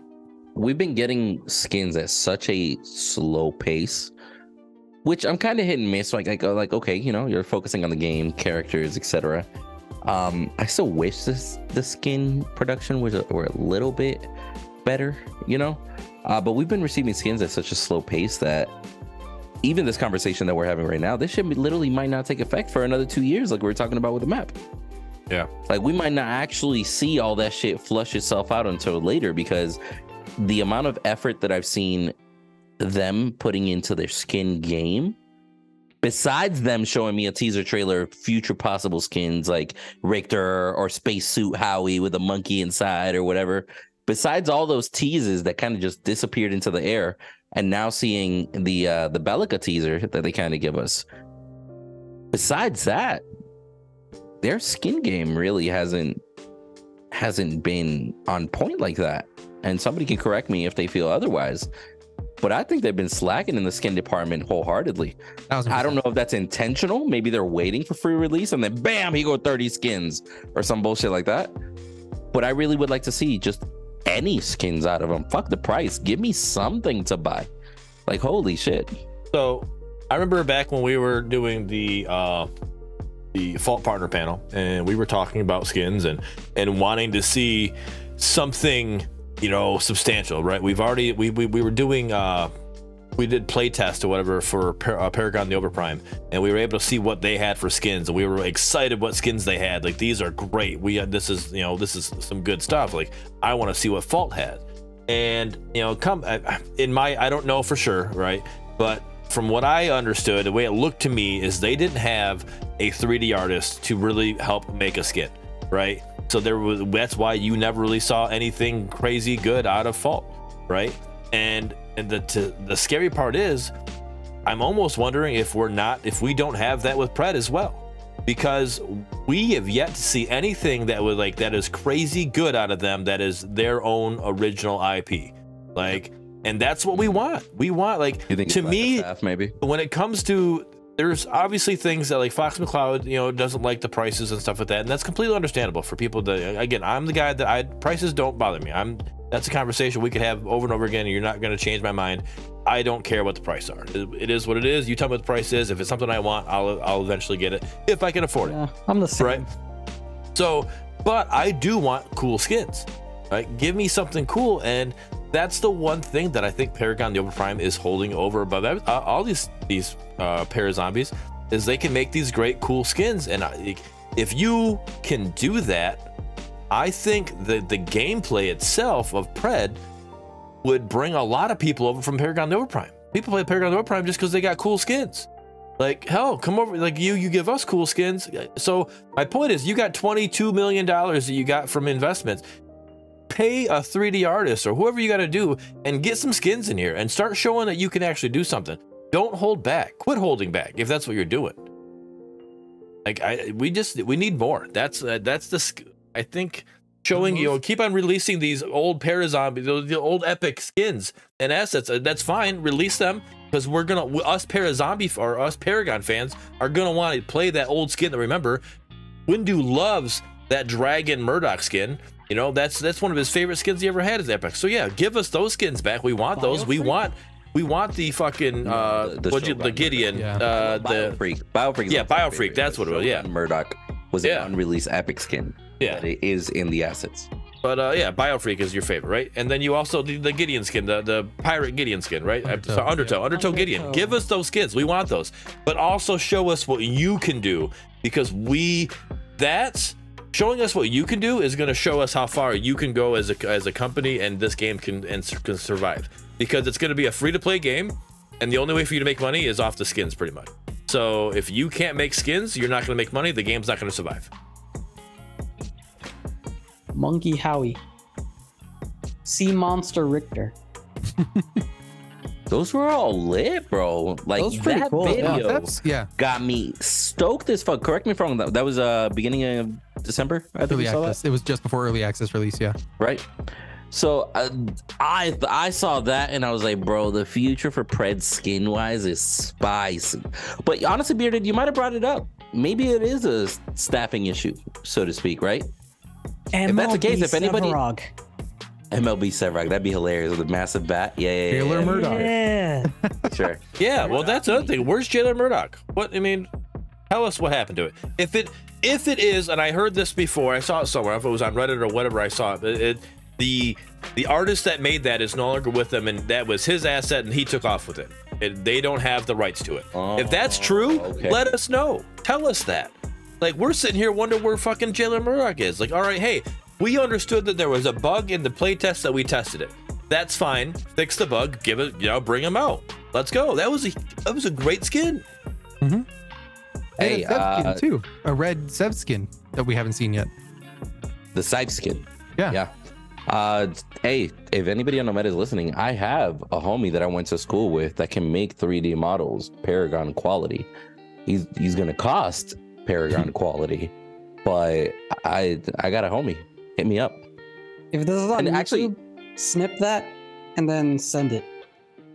Send it. So in the chat, somebody just mentioned Zygor. Actually, they're currently only hiring for HR and senior game developer right now. So that would lead us to assume that they either already have somebody working on models, or maybe that's just not a priority. Either or. Both equally scary to me. Well, but they got cool characters. I mean, they had Kira come out. I had no problem with the Kira character design. Maybe simpler, than some people might like. The biggest thing is, like, the cool skins that everybody remembers from Paragon are not simple skins to build, right? They're not simple humanoids that you're just putting out there and adding clothing to and calling it a day. Right, Undertow Gideon, prime example. Aztec Steel, prime example. Right, there's a lot of those things that are way more complex to build nice skins out of. But I'm not even saying go that far yet. Give us something more than what we've got. Right, like we've not seen a completely original model skin come out of Omega yet. Right, I'm even talking about just on the Biofreak Murdoch level. Right, his armor is mostly the same, but just his head is different. A retired Murdoch in a wheelchair. Think about it. You move around in the wheelchair, but you can still shoot. Big Doink says Chocobo Iggy when. The answer to that, Big Doink, is when the movie 2 Up comes out and they release that skin. That was brilliant. I can't even be mad. That was a good one. Speaking of Iggy, I got a question for you three. I guess chat too. Which version of Iggy do you prefer? Monolith or Legacy? Can you tell me the difference between the two? Because I didn't play Legacy. I meant like a pre V42 or post V42. Difference between the two, Bearded. So later Iggy had a turret buff, so where his turrets kind of went OD on crack, steroids, shooting everything, right? Okay. Original Iggy, original ult was actually Scorch, breathing out fire, and then at the end of it, it would be a pushback. Another example would be he used to have a movement ability that used to drop oil behind him. You could set on fire. So cool. On the legacy days, that was a very cool interaction with this kit. He also used to throw out actual flame turrets, like a flamethrower, not necessarily Bullets. a little Gatling gun or a rocket launcher like we've seen in other variants. I'll be honest, I love some OG legacy Iggy, bro. That shit was not easy to play. That shit was not easy to play, but that shit was nuts, bro. That shit was nuts. That was my first mastery. Legacy Iggy all day. Personally, I love that fire and oil combination that they had. When V42 Iggy got buffed to be more competitive, they just got rid of all that oil. There's no oil in that kit at all. That kind of sucks. It was more competitively viable, but that was it. Like, yeah, it was way more lethal. Yeah. You remember Possessed Sprykin Iggy? Oh my god, that shit was so annoying to deal with. So why don't we do a combination of the two kits and give us the ultimate of the buffed turrets, but also give them the oil slick ability, you know, and then but you can also, because one of the abilities was a Molotov, right? So you could do an oil slick, which is if you're running away, you could slow the people that are chasing you down, but you can also turn around and Molotov it and set it on fire. I'm in. Sure. I wonder what assets they have to pick from as far as characters like that have both were both in Legacy and Monolith. Do you know any of that, Jelly? Like, did they when the assets got released, was it just like the latest version of the character? Honestly, I haven't even looked at Iggy's assets to see for sure. I'd be curious one way or the other. I'll look. Yeah. I actually was thinking that, but I was kind of thinking if it's a released hero, then they get all the stuff released with them, but maybe that's not a true statement. I'll put it on the comments of your YouTube video for Predcast, Windu. There we go. Stay tuned for the comments.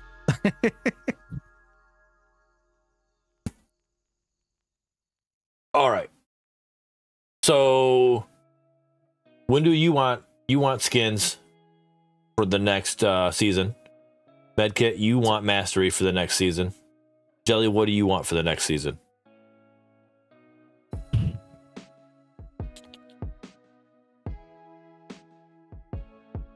Yikes. Okay, not all at once. You're chilling, bro. You're chilling. While you're thinking, I think unless you got it, go ahead. I think a lot of the things that you know what I really want next season? No, never mind. I know what it is. I want item art for next season. Ooh, that's a good one. That's a good one. I do want new item art too. We're going on 6 months with Unreal Engine asset item art. Yeah. Nope. Yeah, because I thought Falt's item art game was great. I love their item art. So you give me something like that would be awesome. Yeah, so that's a good one. I want item rework. Yeah. Support. So just give me support items. Let's do that as well. I remember Vision when rework. That's another good one. Ooh, okay. When Time Warp was reworked and like people thought I was crazy, man. That was like a core item that I used. So I want a ranked or a ranked mode or something, because I got a little tease of competitive nights, and I enjoyed the couple matches that I had with Windu and the gang, and then they got taken away from me because of obviously certain reasons or whatever. Like, I just give me ranked mode. Yeah, ranked mode is slated for this season though. Is it gonna happen this season? I don't know. Okay, if we're saying that, how much on this list is actually gonna happen this season? I don't know. But yeah, I'm pushing it back to next season. That's what I want. Huh? So if we're saying that they're gonna release everything this season, pick something new. All right, pick something new. Well, that's a big if for what you guys are doing there, right? They didn't even nothing against them. They didn't even get everything last season, so we got pushed back to this. I don't disagree with you. I mean, I would pick 2 or 3 things off this list, but I went with the idea of this list is happening. Okay. What do I want for next season then? You said master. You said that. All right. That's a tough one then. You guys took that away from me. I just think. You guys got me stumped here. It's not a bigger map, and that's again we already talked about that last round. That's a later on priority situation. Map, but we all know that's not coming. Casual mode. by releasing a ranked mode, you'll get a casual mode though.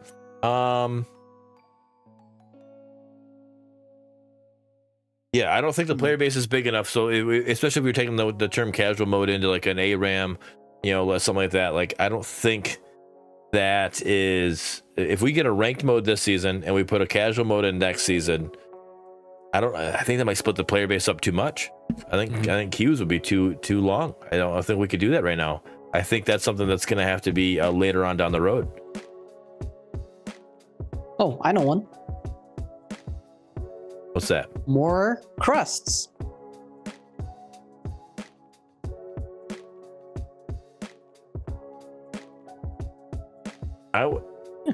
I want that customizable customs. That's what I want. I want to be able to customize customs. I want to be able to do a 1v1. I want to be able to do a 2v2. I want to be able to do, something. I don't want it to be stuck at 10 players.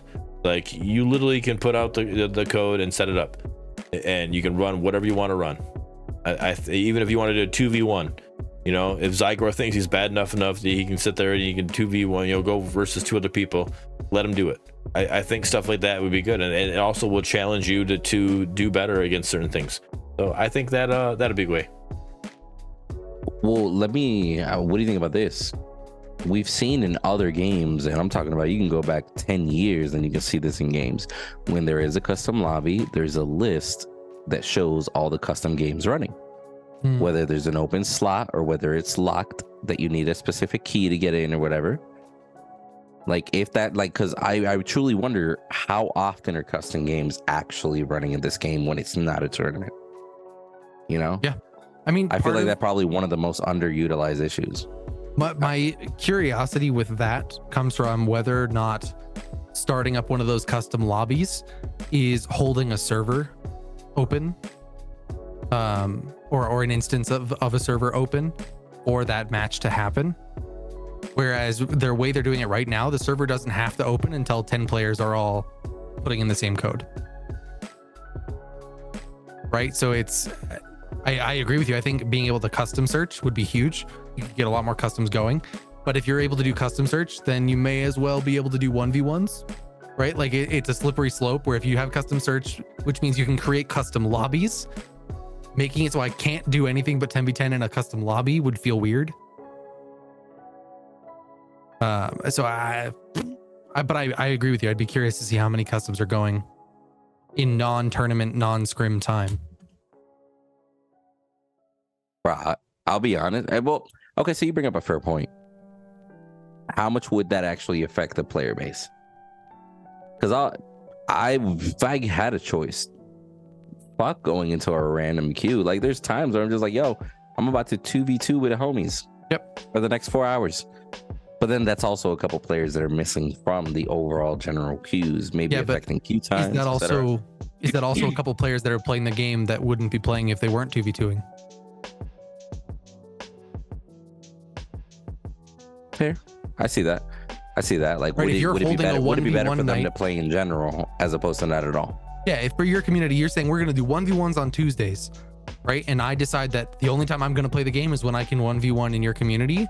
That's an extra player that they're getting that they don't get normally, right? Like, and I think that's valuable. Now, is that going to be every player? By no means, but theoretically, they should be shooting for a player base that won't make the difference, especially if they're going to do a ranked solo duo mode in this season.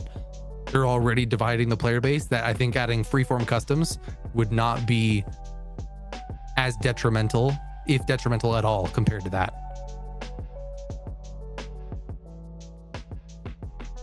Yeah, I don't. Fuck, man, I don't know, because because we already see the constant struggles with the player base, the constant struggles with people complaining about their casuals, people AFKing, people surrendering too quickly, etc. Like, I totally get like what we're asking for would genuinely make the situation worse, right? But I'm kind of with a KNG in the chat, KNG Tokes. Like, for me, the 1v1 would be an accurate way for me to test builds against like a real life scenario without having to commit to a full game. Like, literally, like if I want to see what is the best start on Murdoch, YOLO, let's just say I want to spend the next 30 hours with a homie in there trying out different starter items, see what's the best power spike, etc. Actually in game, not in practice mode, hitting a steal that has inflated HP, for example, and inflated stats, not doing an AI match against a bot I'm gonna slap regardless the moment I land an auto. Like, maybe I just want to test the build without actually running into a match and be like, well, this wasn't the best way to fucking start. All right, duly noted. Well, I 1000% agree with you, right? Even from a perspective of like learning how to play the game more efficiently, being able to do 1v1s, even if I can't just go into the main map and in practice mode, being able to do 1v1s where I say, Windu, you go to off lane, I'm gonna go test stuff in duo lane, right? Then we're on opposite sides of the map from each other. You can do your own thing, you can test your stuff, I can test my stuff. If we want to meet somewhere in 1v1, we can, right? But then there's at least a way, specifically like wave management. Yes. Now understand the fundamentals of how waves move and act accordingly, because you are by yourself in a map with minions. Yep. Right. There's no influence. So I can say definitively, this is how minions work. Right. And we can all make a video that says this is how minions work.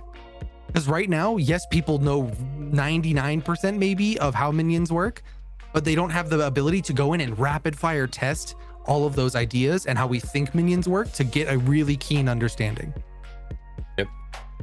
But you need that 1v1. So, all right, for example, and this is why I want this, is because I've done a lot, and I've shouted them out a bunch of times. I'm gonna do it again. So Joe, yours truly, our friendly co-host as well, and Zygor have helped me out a lot, right? And I actually sent a screenshot to Windu today of my like 3-month progression of MMR that I've done recently, and because of that, the assistance from them, dude, I'm just like literally, I'm just climbing. And I get MMR means nothing. I'm not. That's not the point I'm making, right? But you can see that I'm climbing. I'm just getting better at the game thanks to their help, right? So, but a little 1v1 like that, like to go up against a Morgesh, right? You can't go into practice mode with Morgesh and find out that her mark actually aggroes the minions. You can't do that in practice mode. You have to do that in an actual game, or in so a 1v1 would be your best spot to do that. You go up in a 1v1, me and Windu, he's Morgesh, I'm whoever I want to be to try to go. I want to understand how to counter Morgesh, because me as an offlane main, I know she's gonna be playing off lane. How do I counter her? What's the best way to do it? What's the best item to start with? What's the best this, right? Or if I'm Sevrog, let's say I'm gonna try to be Sevrog, well, she's able to mark me from a distance, and I want to be able to get my stacks. How do I get my stacks against a Morgesh that's able to mark me and pull the minion wave closer to her tower? And how do I not get myself out of position? How do I do that? A 1v1 ability custom would be perfect for me to test that and figure out the best way to play that. Yep. And for that matter, I almost want to change my next season wish. What's that? Minion aggro changes and fixes. Because it's so wildly inconsistent, and the more I play the game, the more inconsistent it seems to get. Because I'm like, this ability doesn't aggro minions. Oh, except it did this time. Okay. I'm noticing also there's a bug. Some abilities do that. Go ahead. That's what you're saying? Oh no, I was just gonna say I find it interesting that some abilities aggro because they choose to. Yep. And others don't. Like, is it going to be that abilities aggro or no? Single target projectiles. Projectiles? Mm-hmm. So Morgesh's mark is not a projectile, though. But yeah, it's just a lock on. Wait, does that aggro? Yeah. Yeah, you. Yeah. Okay, Yeah, so if you. instead of a It's projectile, it's single just target a single abilities? target ability. But it's not a single target ability. How's it not? Wait, You can't mark more than one Sorry, person. Mark, I'm singing her Q. Yeah, no, Mark. The mark is. Yes, sir. I don't think her Q does aggro. Her Q doesn't aggro minions. Phase E aggroes, Narbash's Thunk aggroes, Decker's R&B doesn't because it's an AoE with a lance. What else is a single target? I mean, technically, projectile in this phases E is also an AoE. game? Yeah, that doesn't draw aggro, does it? It doesn't. No. Oh, okay. Gideon's just said R&B it, my bad. doesn't because it's an AoE splash damage thing. Hmm. Yeah, non-AoE single target abilities. Okay. Those draw aggro. All right. Yeah, no, I think again, I just having that and understanding how that works and being able to to do that would just be perfect, a perfect situation. I am noticing in the game though, like there's a bug, and I'm shouting this out. I know I was told last night that Ray already knows about it, but like it's two bugs that I can't stand in the game right now that exist, and that they're just like quality of life changes that I think need to get somewhere prioritized. I don't know what your bug list is because obviously I can't see it, but one bug: after you die, your next auto attack, maybe even ability, doesn't work on your first click. Like that is, or basic attack is what it's called, right? That is, I can't tell you how many times I've died, go to lane, and oh, I got a minion I get my last hit on, and I hit it and nothing happens, and then I go to hit it again and the minion's now dead and I didn't get the last hit. I'm like, what was that? Or I try to use an ability. I think it works with ability. I think it's bugs for abilities as well. I try to use ability on the hero that's in lane, and how does that?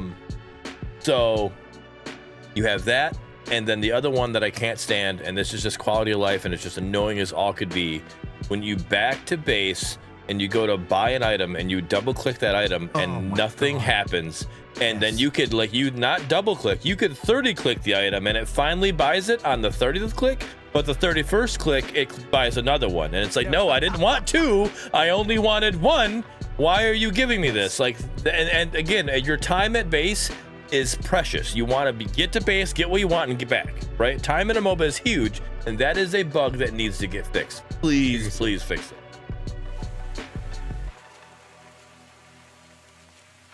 it. So Windows PC just crashed, so he's on his way back. We'll work on that. So oh, we've been going, guys. We at that point? Hour and a half. Oh, we got a little bit of time then. I mean, we can end now. We can technically, but I just want to make sure we weren't like going crazy over 2 hours. So, Windu says stay woke. Well, his PC didn't. Remember, I just looked at the roadmap for season 2 for Pred, because we're approaching the halfway point of season 2. Right, at the beginning of June will be the third quarter of season 2, effectively. Right, and we are missing the majority of planned features on their roadmap. Still, let's go over it. 2 months to go. We'll pull it up. Yeah, that'd be great. Pull it up. I'm not gonna pull it up on stream just because that just really fucks with that the visions. But let me. We can go over it. I'll talk about them. Of the things on the list, at least that I can think of, we've gotten 6 things out of 16. Sorry, 23. 6 things out of 23. All right, That's so a lot of stuff. We got competitive nights, but it was taken away from us. Are we counting that as got? I was counting it, yes. Okay, all right. So we got replay system, we got public API, we got tutorial version 1. Yep. Revamped loading screen. We haven't got that. Dynamic ping system improvements. We haven't got that. Ranked mode solo duo. We haven't got that. Hero acquisition. We haven't gotten that. New cosmetic types. Haven't got that. New improved UI, haven't got that. Scoreboard rework, haven't got that. Ability description improvements, nope, haven't got that. Bans and swaps and draft, haven't got that. Controller V2, to my knowledge, we haven't got that. Yep. Improved store, no, more skins and profile icons. Which I count as we got that. We have received more skins and profile icons, technically. Okay. I'll count it, but gameplay tweaks and features. I mean, I think that to me is all encompassing with every patch, I believe. So. Yeah. 6. Now 23. Now, in the argument against that, I guess, is a lot of those things are pretty much, I would say, the revamped loading screen, the new improved UI, the scoreboard rework, and ability description improvements. Like those four in themselves are like all one thing, pretty much, right? Like it's all like they're all UI changes, but right. From my understanding, we're getting those separately regardless. You think so? Well, that the UI is going to be rolled out over multiple patches. I don't know why you would say you wouldn't just put UI as one improvement. True. If it's going to be all at once rather than 4 different ones. True. Okay. So I guess I don't know. I look at that. I just feel like that's like I get what you're saying, and I look at those. I'm like, all right, those are all just like, hey, here's our UI patch. Like this is what we got going on. Like, so. That's we have. I think a lot of this is going to be taken once we get the TTK patch all taken care of, and we got the TTK stuff worked out. That's when we're going to start flushing out a lot of this planned feature. That's how I feel. Is absolutely possible, right? It's just concerning to look at a roadmap of 23 items, say we're halfway through the roadmap, and over half of the things are not done. Yeah, no, I agree. Especially if you look at the last season roadmap. When we're at this point, we got a lot of it done. When we were like, oh, we're looking at it's like, oh wait, they're on. They could finish this whole thing. Like that's actually really possible, Exactly. And we're used to, like, again, I'm not trying to shit on fault because guys, I'm a fault supporter, but there was times you get to a fault situation, it's like, yeah, this is like, you don't even like, we probably won't see half of this, guys. That's just the way it is, and it sucks. But they did a really good job getting a lot of that planned features. So, and that's we'll see how it goes here. I wonder if, like, the first 4 things we talked about, competitive nights, replay, public API, and tutorial, were all also season 1 promises that were moved to season 2. Yep. Right. So great. If you take those out, that's 19 things. They still only delivered on 2 out of those 19 things. Right. Right. That's a worse metric. Makes me wonder if that stuff really pushed back all this other stuff. Right. That now we're going to see a bunch of stuff pushed into season 3 or onward from there. How much did TTK push a lot of this stuff back? Exactly. That's what I wonder is where a lot of that. But they knew that we wanted TTK changes and talked about doing TTK changes before they released this roadmap. True. Right. So they could have modified the roadmap accordingly. Right. Right. I firmly believe in under promise, over deliver. Oh yeah. Right. Don't tell me you're going to do nothing, but don't tell me you're going to do everything and then make me disappointed every time because you don't. Fault going back to Fault did that a lot. Yep. Right. And looking at a calendar, assuming we keep with the every 2 weeks schedule, we've got 5 patches between now and end of season 2. Yeah. 5 to 6 patches depending on where things fall, but 5 patches.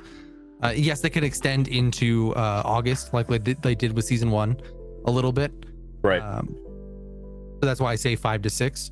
But we've got 5 patches effectively to get in the majority of the features left in the season.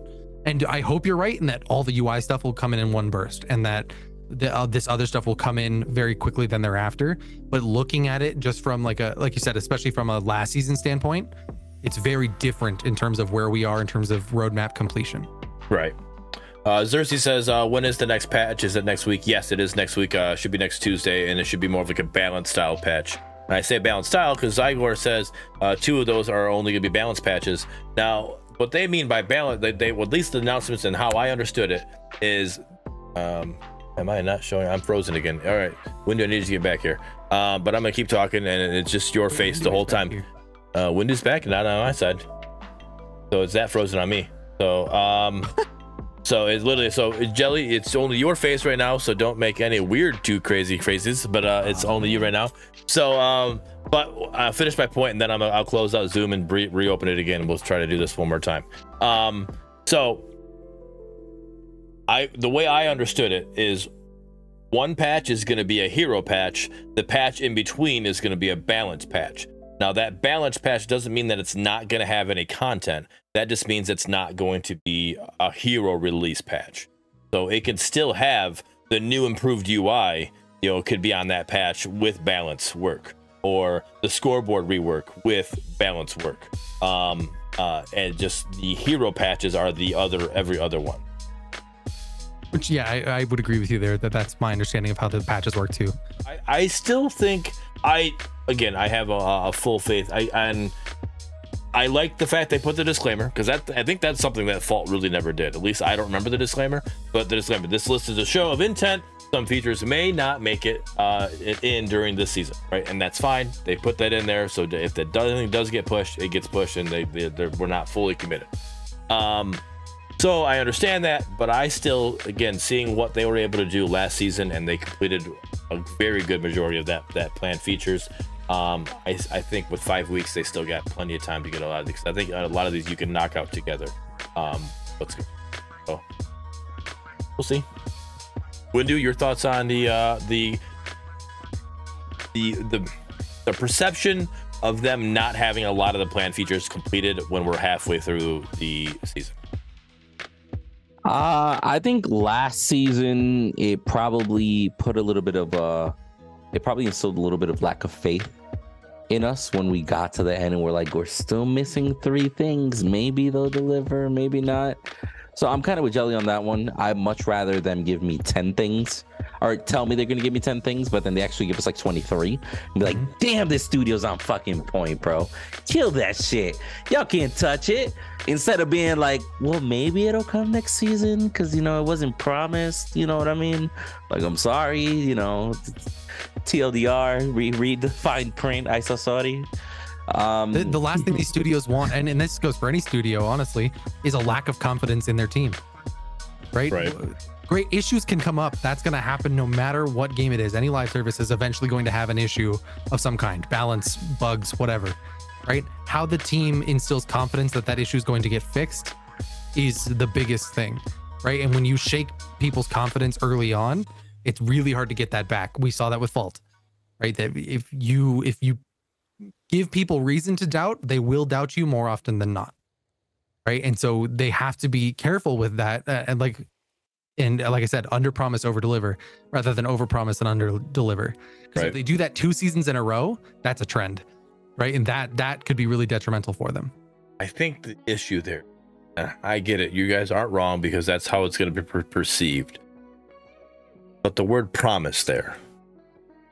These planned features aren't promise. These planned features are not promises, and that's what I would want to exercise to the community. Again, doesn't mean anything. It does, though. It does from a legal standpoint. It does not mean a thing in the eyes of the community. And that's what I'm saying. Like I said that. That was my disclaimer at the very beginning. Like, you guys aren't wrong with your statement, right?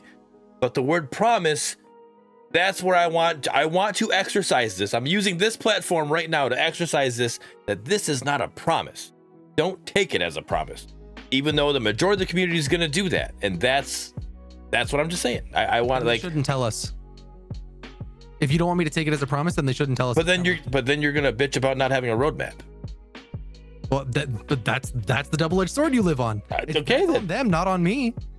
So then it's again. I'll say it's okay to not be a promise, but it is kind of insinuating you're gonna get it when you put it on the season 2 roadmap. So or if you put it on the season 1 roadmap, you know, like if you did season 1 roadmap and then a completely separate post, like, hey, these are some things that we kind of want to add, things that we're looking into, that'd be totally different, right? But if you put it all on the same page, the Bellica VFX that we've seen already for their custom Bellica skin. I'm not expecting that this month. I know it's coming. It's not a promise that it's coming though. Right? They showed it and I went like, okay, that's cool. It's coming eventually. Great. Right. But if it doesn't come this season, I'm not disappointed because they didn't tell me it was coming this season, but they still showed me that it was coming. Right? Well, Jailer Murdoch is another example. That's another skin that they showed that they promised to the community and has never shown up. So now the community's sitting on it, waiting for why hasn't this come yet? Why are you not doing this thing? Right? That there's a very clear, distinct difference between, yes, they can put all the disclaimers they want under that, but that doesn't mean jack crap because they've shown that they can display things differently. That isn't saying it's coming in this set amount of time and still have that be valuable. Right. I do got to point out before it gets too far up. Big Doink brings up a great point. Overwatch 2 was promised PvE. and we see all the backlash they're getting. So yeah. Well, that's because they took it away. They said, hey, you're not getting this. Pred is saying you're getting this. We just don't know when exactly. All right. So that's the difference. They completely took Murdoch, that away. I'll go back to Jailer Murdoch as the example. I'm gonna say we're definitely not getting Jailer Murdoch now. All right, Pete. Yeah, that one.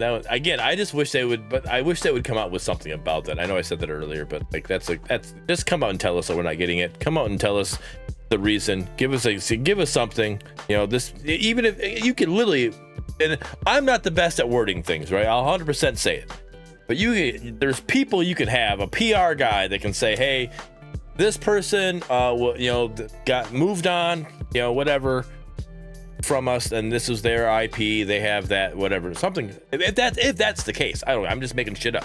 That's a thing I saw or I heard somewhere. Just let us know. Just fucking tell us, all right? Because I'm a Murdoch. That's my boy, man. I want that Jailer skin. If I can't get it, then I'm gonna stop wanting it so hard. If I just know that it's not gonna happen. Yep. And people will move on.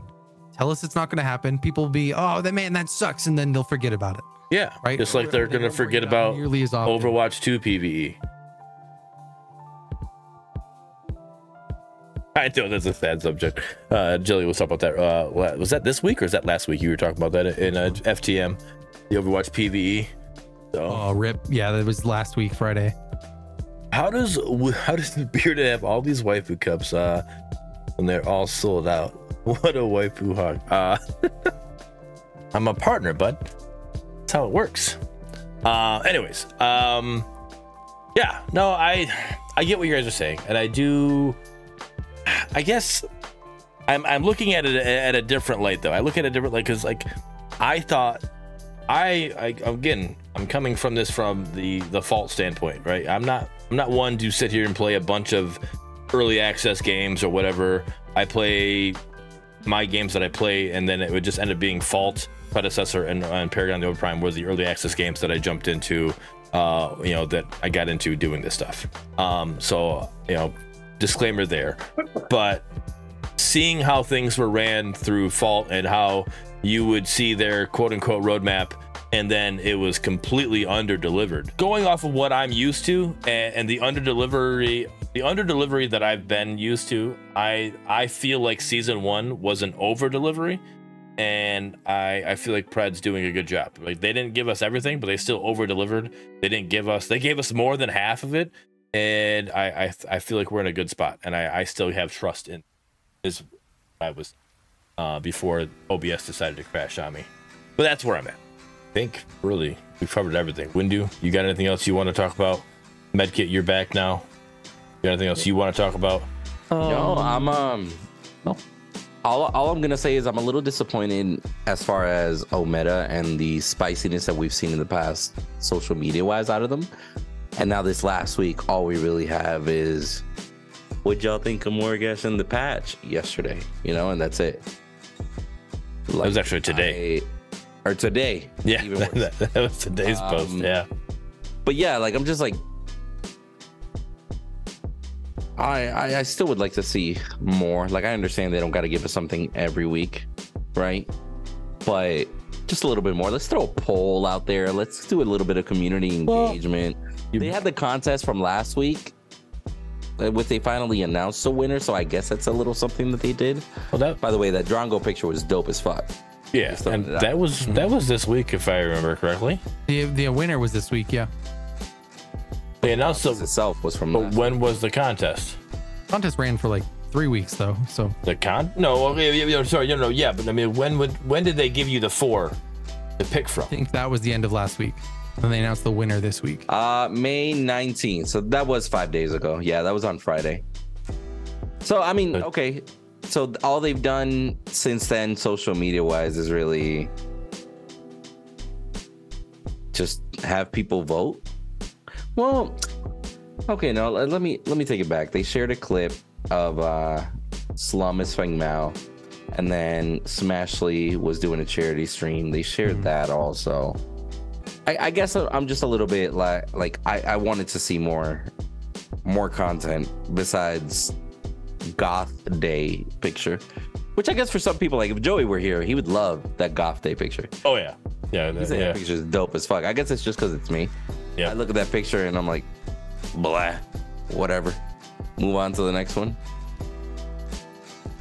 Yeah, so I'll take it back. They posted a couple things. I just personally don't think that it drew any attention, like anything that was actually worthwhile for me to pay attention to, I guess. Yeah. It's I get what you're saying though.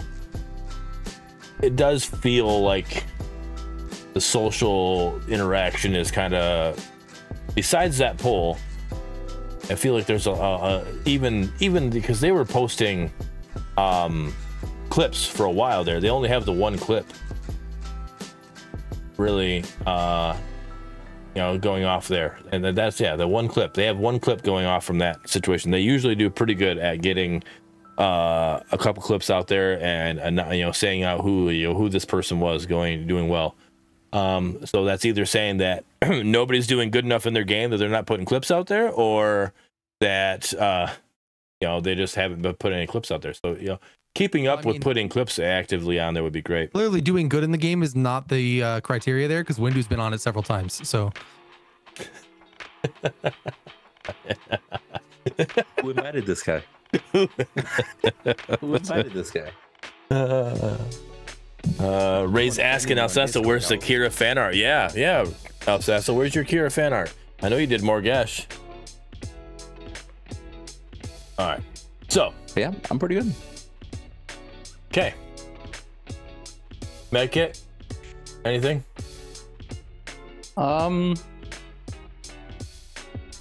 Progression system. Maybe a training grounds. And while I'm in queue, I can mess around in the training grounds. Okay. Oh, bro, he just reminded me of something last minute that I've been bitching and complaining about already for like a month. Please, for the love of God, add a chat to the role selection. Oh, please. Like it's copy paste whatever you got to. Give me a random ass basic simple text box that looks horrible and just put under it UI under work something. Like just please. Yeah. I do chat in the main menu. Where you add your friends and hit play and all that. Well, I mean that's already UI change. The UI change. That's in the UI change. Waiting on that UI change. And I think, and this is wrong for me. It's completely wrong for me. But I'm just gonna be honest with you. With seeing it in the main menu, that to me tells me it's gonna be in that menu. It's gonna be in the role selection menu. At that point, yeah. Yeah. That's how I'm putting that. The fact that I see that it's already planned for the main menu, it's going to be planned for that role selection menu. So, was it in the teaser? Yeah, it's in the teaser. You'll see in the teasers, Igor. You'll see in the teaser they're chatting, and they also can see that they're using PlayStation. They're on PlayStation or whatever. It was a cross-platform chat. Yeah. So, yeah. But Jelly, you got anything?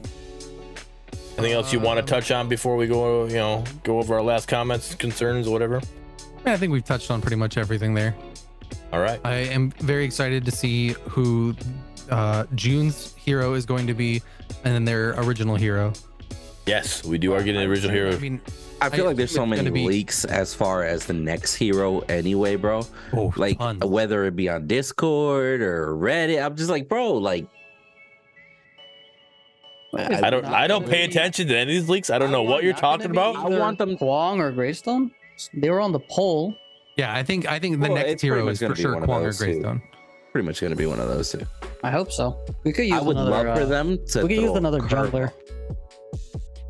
I need them to release some sort of picture and throw a fucking curveball like nobody fucking imagines. Like, just show me a picture of the boot of the character and have people be like, whose fucking boot is that? Just something to get a little bit of spiciness out there. It's like the gadget teaser. Yes, for faulted, yes. Her head, and everyone was like, that's right. It was like an elbow, but upside down. No, yeah, it was her throwing arm, but twisted. It's what it was, the arm that she has that connected to her. That's what it was twisted, and it's like, what is this? Yeah, stuff like that would be amazing. Little teasers, just like kind of guess, like to just again, and it's something for us So like for Crashy's gonna look at it like, I don't know what this is, and he's gonna be piqued, and he's gonna talk to his viewers and be like, oh, what do you guys think this is, you know? But for us Paragon fans that played it, we're gonna look at it, and it might be easy for us, right? It might be straight up, oh, we got this, right? Or it's gonna be something like, all right, we gotta do a little more deep, dig a little deeper into this and see what's going on. You know, they are missing the community engagement with stuff like that. Because go ahead. Even more on that is that you create ability for content creators to create more content, which gets more eyes on your game. 100%. Right now, I'm not saying that you need to focus on only growing your game via your content creators, but giving them things like that, right? That's something that, like, when I used to make videos for Ethereal, that was the kind of stuff that there's a 20-minute video right there. I can go on 20 minutes off a single image. Let's go. Right? Just because that's what came out, right? And being able to create moments for your content creators like that are huge. Yep. No, that'd be great. And Zygor's message in the chat, bro. I'm so sorry. Like, give me a Where's Waldo booked instead of Waldo as RGSAs. That'd be cool. But yeah, no, I think that's something that Paragon the Overprime is doing pretty well with their kind of like teasers or whatever, and that's what Fault did. They did a couple times. They did it pretty well. As again, it was the ARM was an easy one, but like it still was something. It still had community engagement. It had Discord, to people talking to Discord. It's this, it's that, it's this, it's that. But so. Just do stuff like that to get the community more involved, and it's going to help grow the game. Yep. It's not going to be like, hey, you're going to be, you're going to be a millionaire overnight, quick get rich quick scheme, but it's going to be growth, and any growth is good. So might as well take advantage of it. 100%. That everything has launched from Omega has come out with basically zero hype. That has just been like, here it is. And it's usually also all in one, like 24-hour span of time. Yeah. And I think they tried to do that a little bit with the new roadmap of not telling us who the two heroes were, the mid laner and the off laner. Right. That's very little, right? You could, but lean into that more so, right? As that month is approaching, lean into that. Who is the mid laner, right? Could it be this? Could it be this? Even throw people off a little bit. Fine.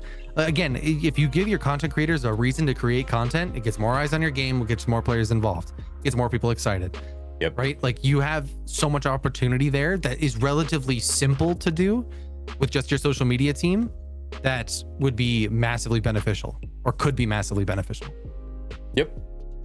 Oh, I agree. I do. So I'm going to be the devil's advocate side of this, of what Teddy pretty said and what you agreed to. The other side of that is the fact that they haven't really hyped anything of this up. And I'm not I'm not trying to direct compare the games, but like they have about the same player base as what PTO has, and they haven't done any of the hype that PTO has been hype building for their stuff. So like, imagine what could be if they actually started building hype in that situation. They could actually start getting the community involved more in that situation. I don't think PTO has built hype in the way that we're talking about. I don't think PTO is building hype in a way that is marketable by content creators, more than just, that looks cool. I disagree. The whole Drongo, like, who is this? They just released his kit, not his kit, his fucking weapons. Like, whose weapons are these? And you had to guess who it was. That was like 8 months ago. Okay, and then they also, when was that? No, that is hype. Then you have the same situation. What's that skin? The fucking green fucking monster skin or whatever. You're saying it's Wraith or whatever. When was that posted? That wasn't too long ago. Like 3 months ago. Okay. Right, but that's my point. That's not, by building hype too early and then doing nothing with it. That's not hype. You just build hype to let it die. Like, wow. Okay. All right. So maybe they're doing it wrong in that sense, but they're still doing it, right? So that let's do that. Omeda's not doing it at all. PTO's doing it. They're not utilizing it correctly. So let's do what they're doing, but let's do it correctly. I guess my point. Like, you have a team that's doing it. Again, maybe like you're saying, they're not executing on it correctly, but like, we're not even executing it. So this is my point. Let's get across that. Let's do this and get these numbers up.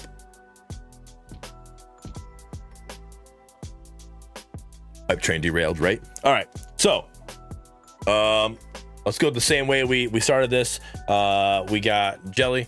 Give your last thoughts, you know, to devs or to the community, and go from there, and then we'll go Medkit, Windu, then myself. All right.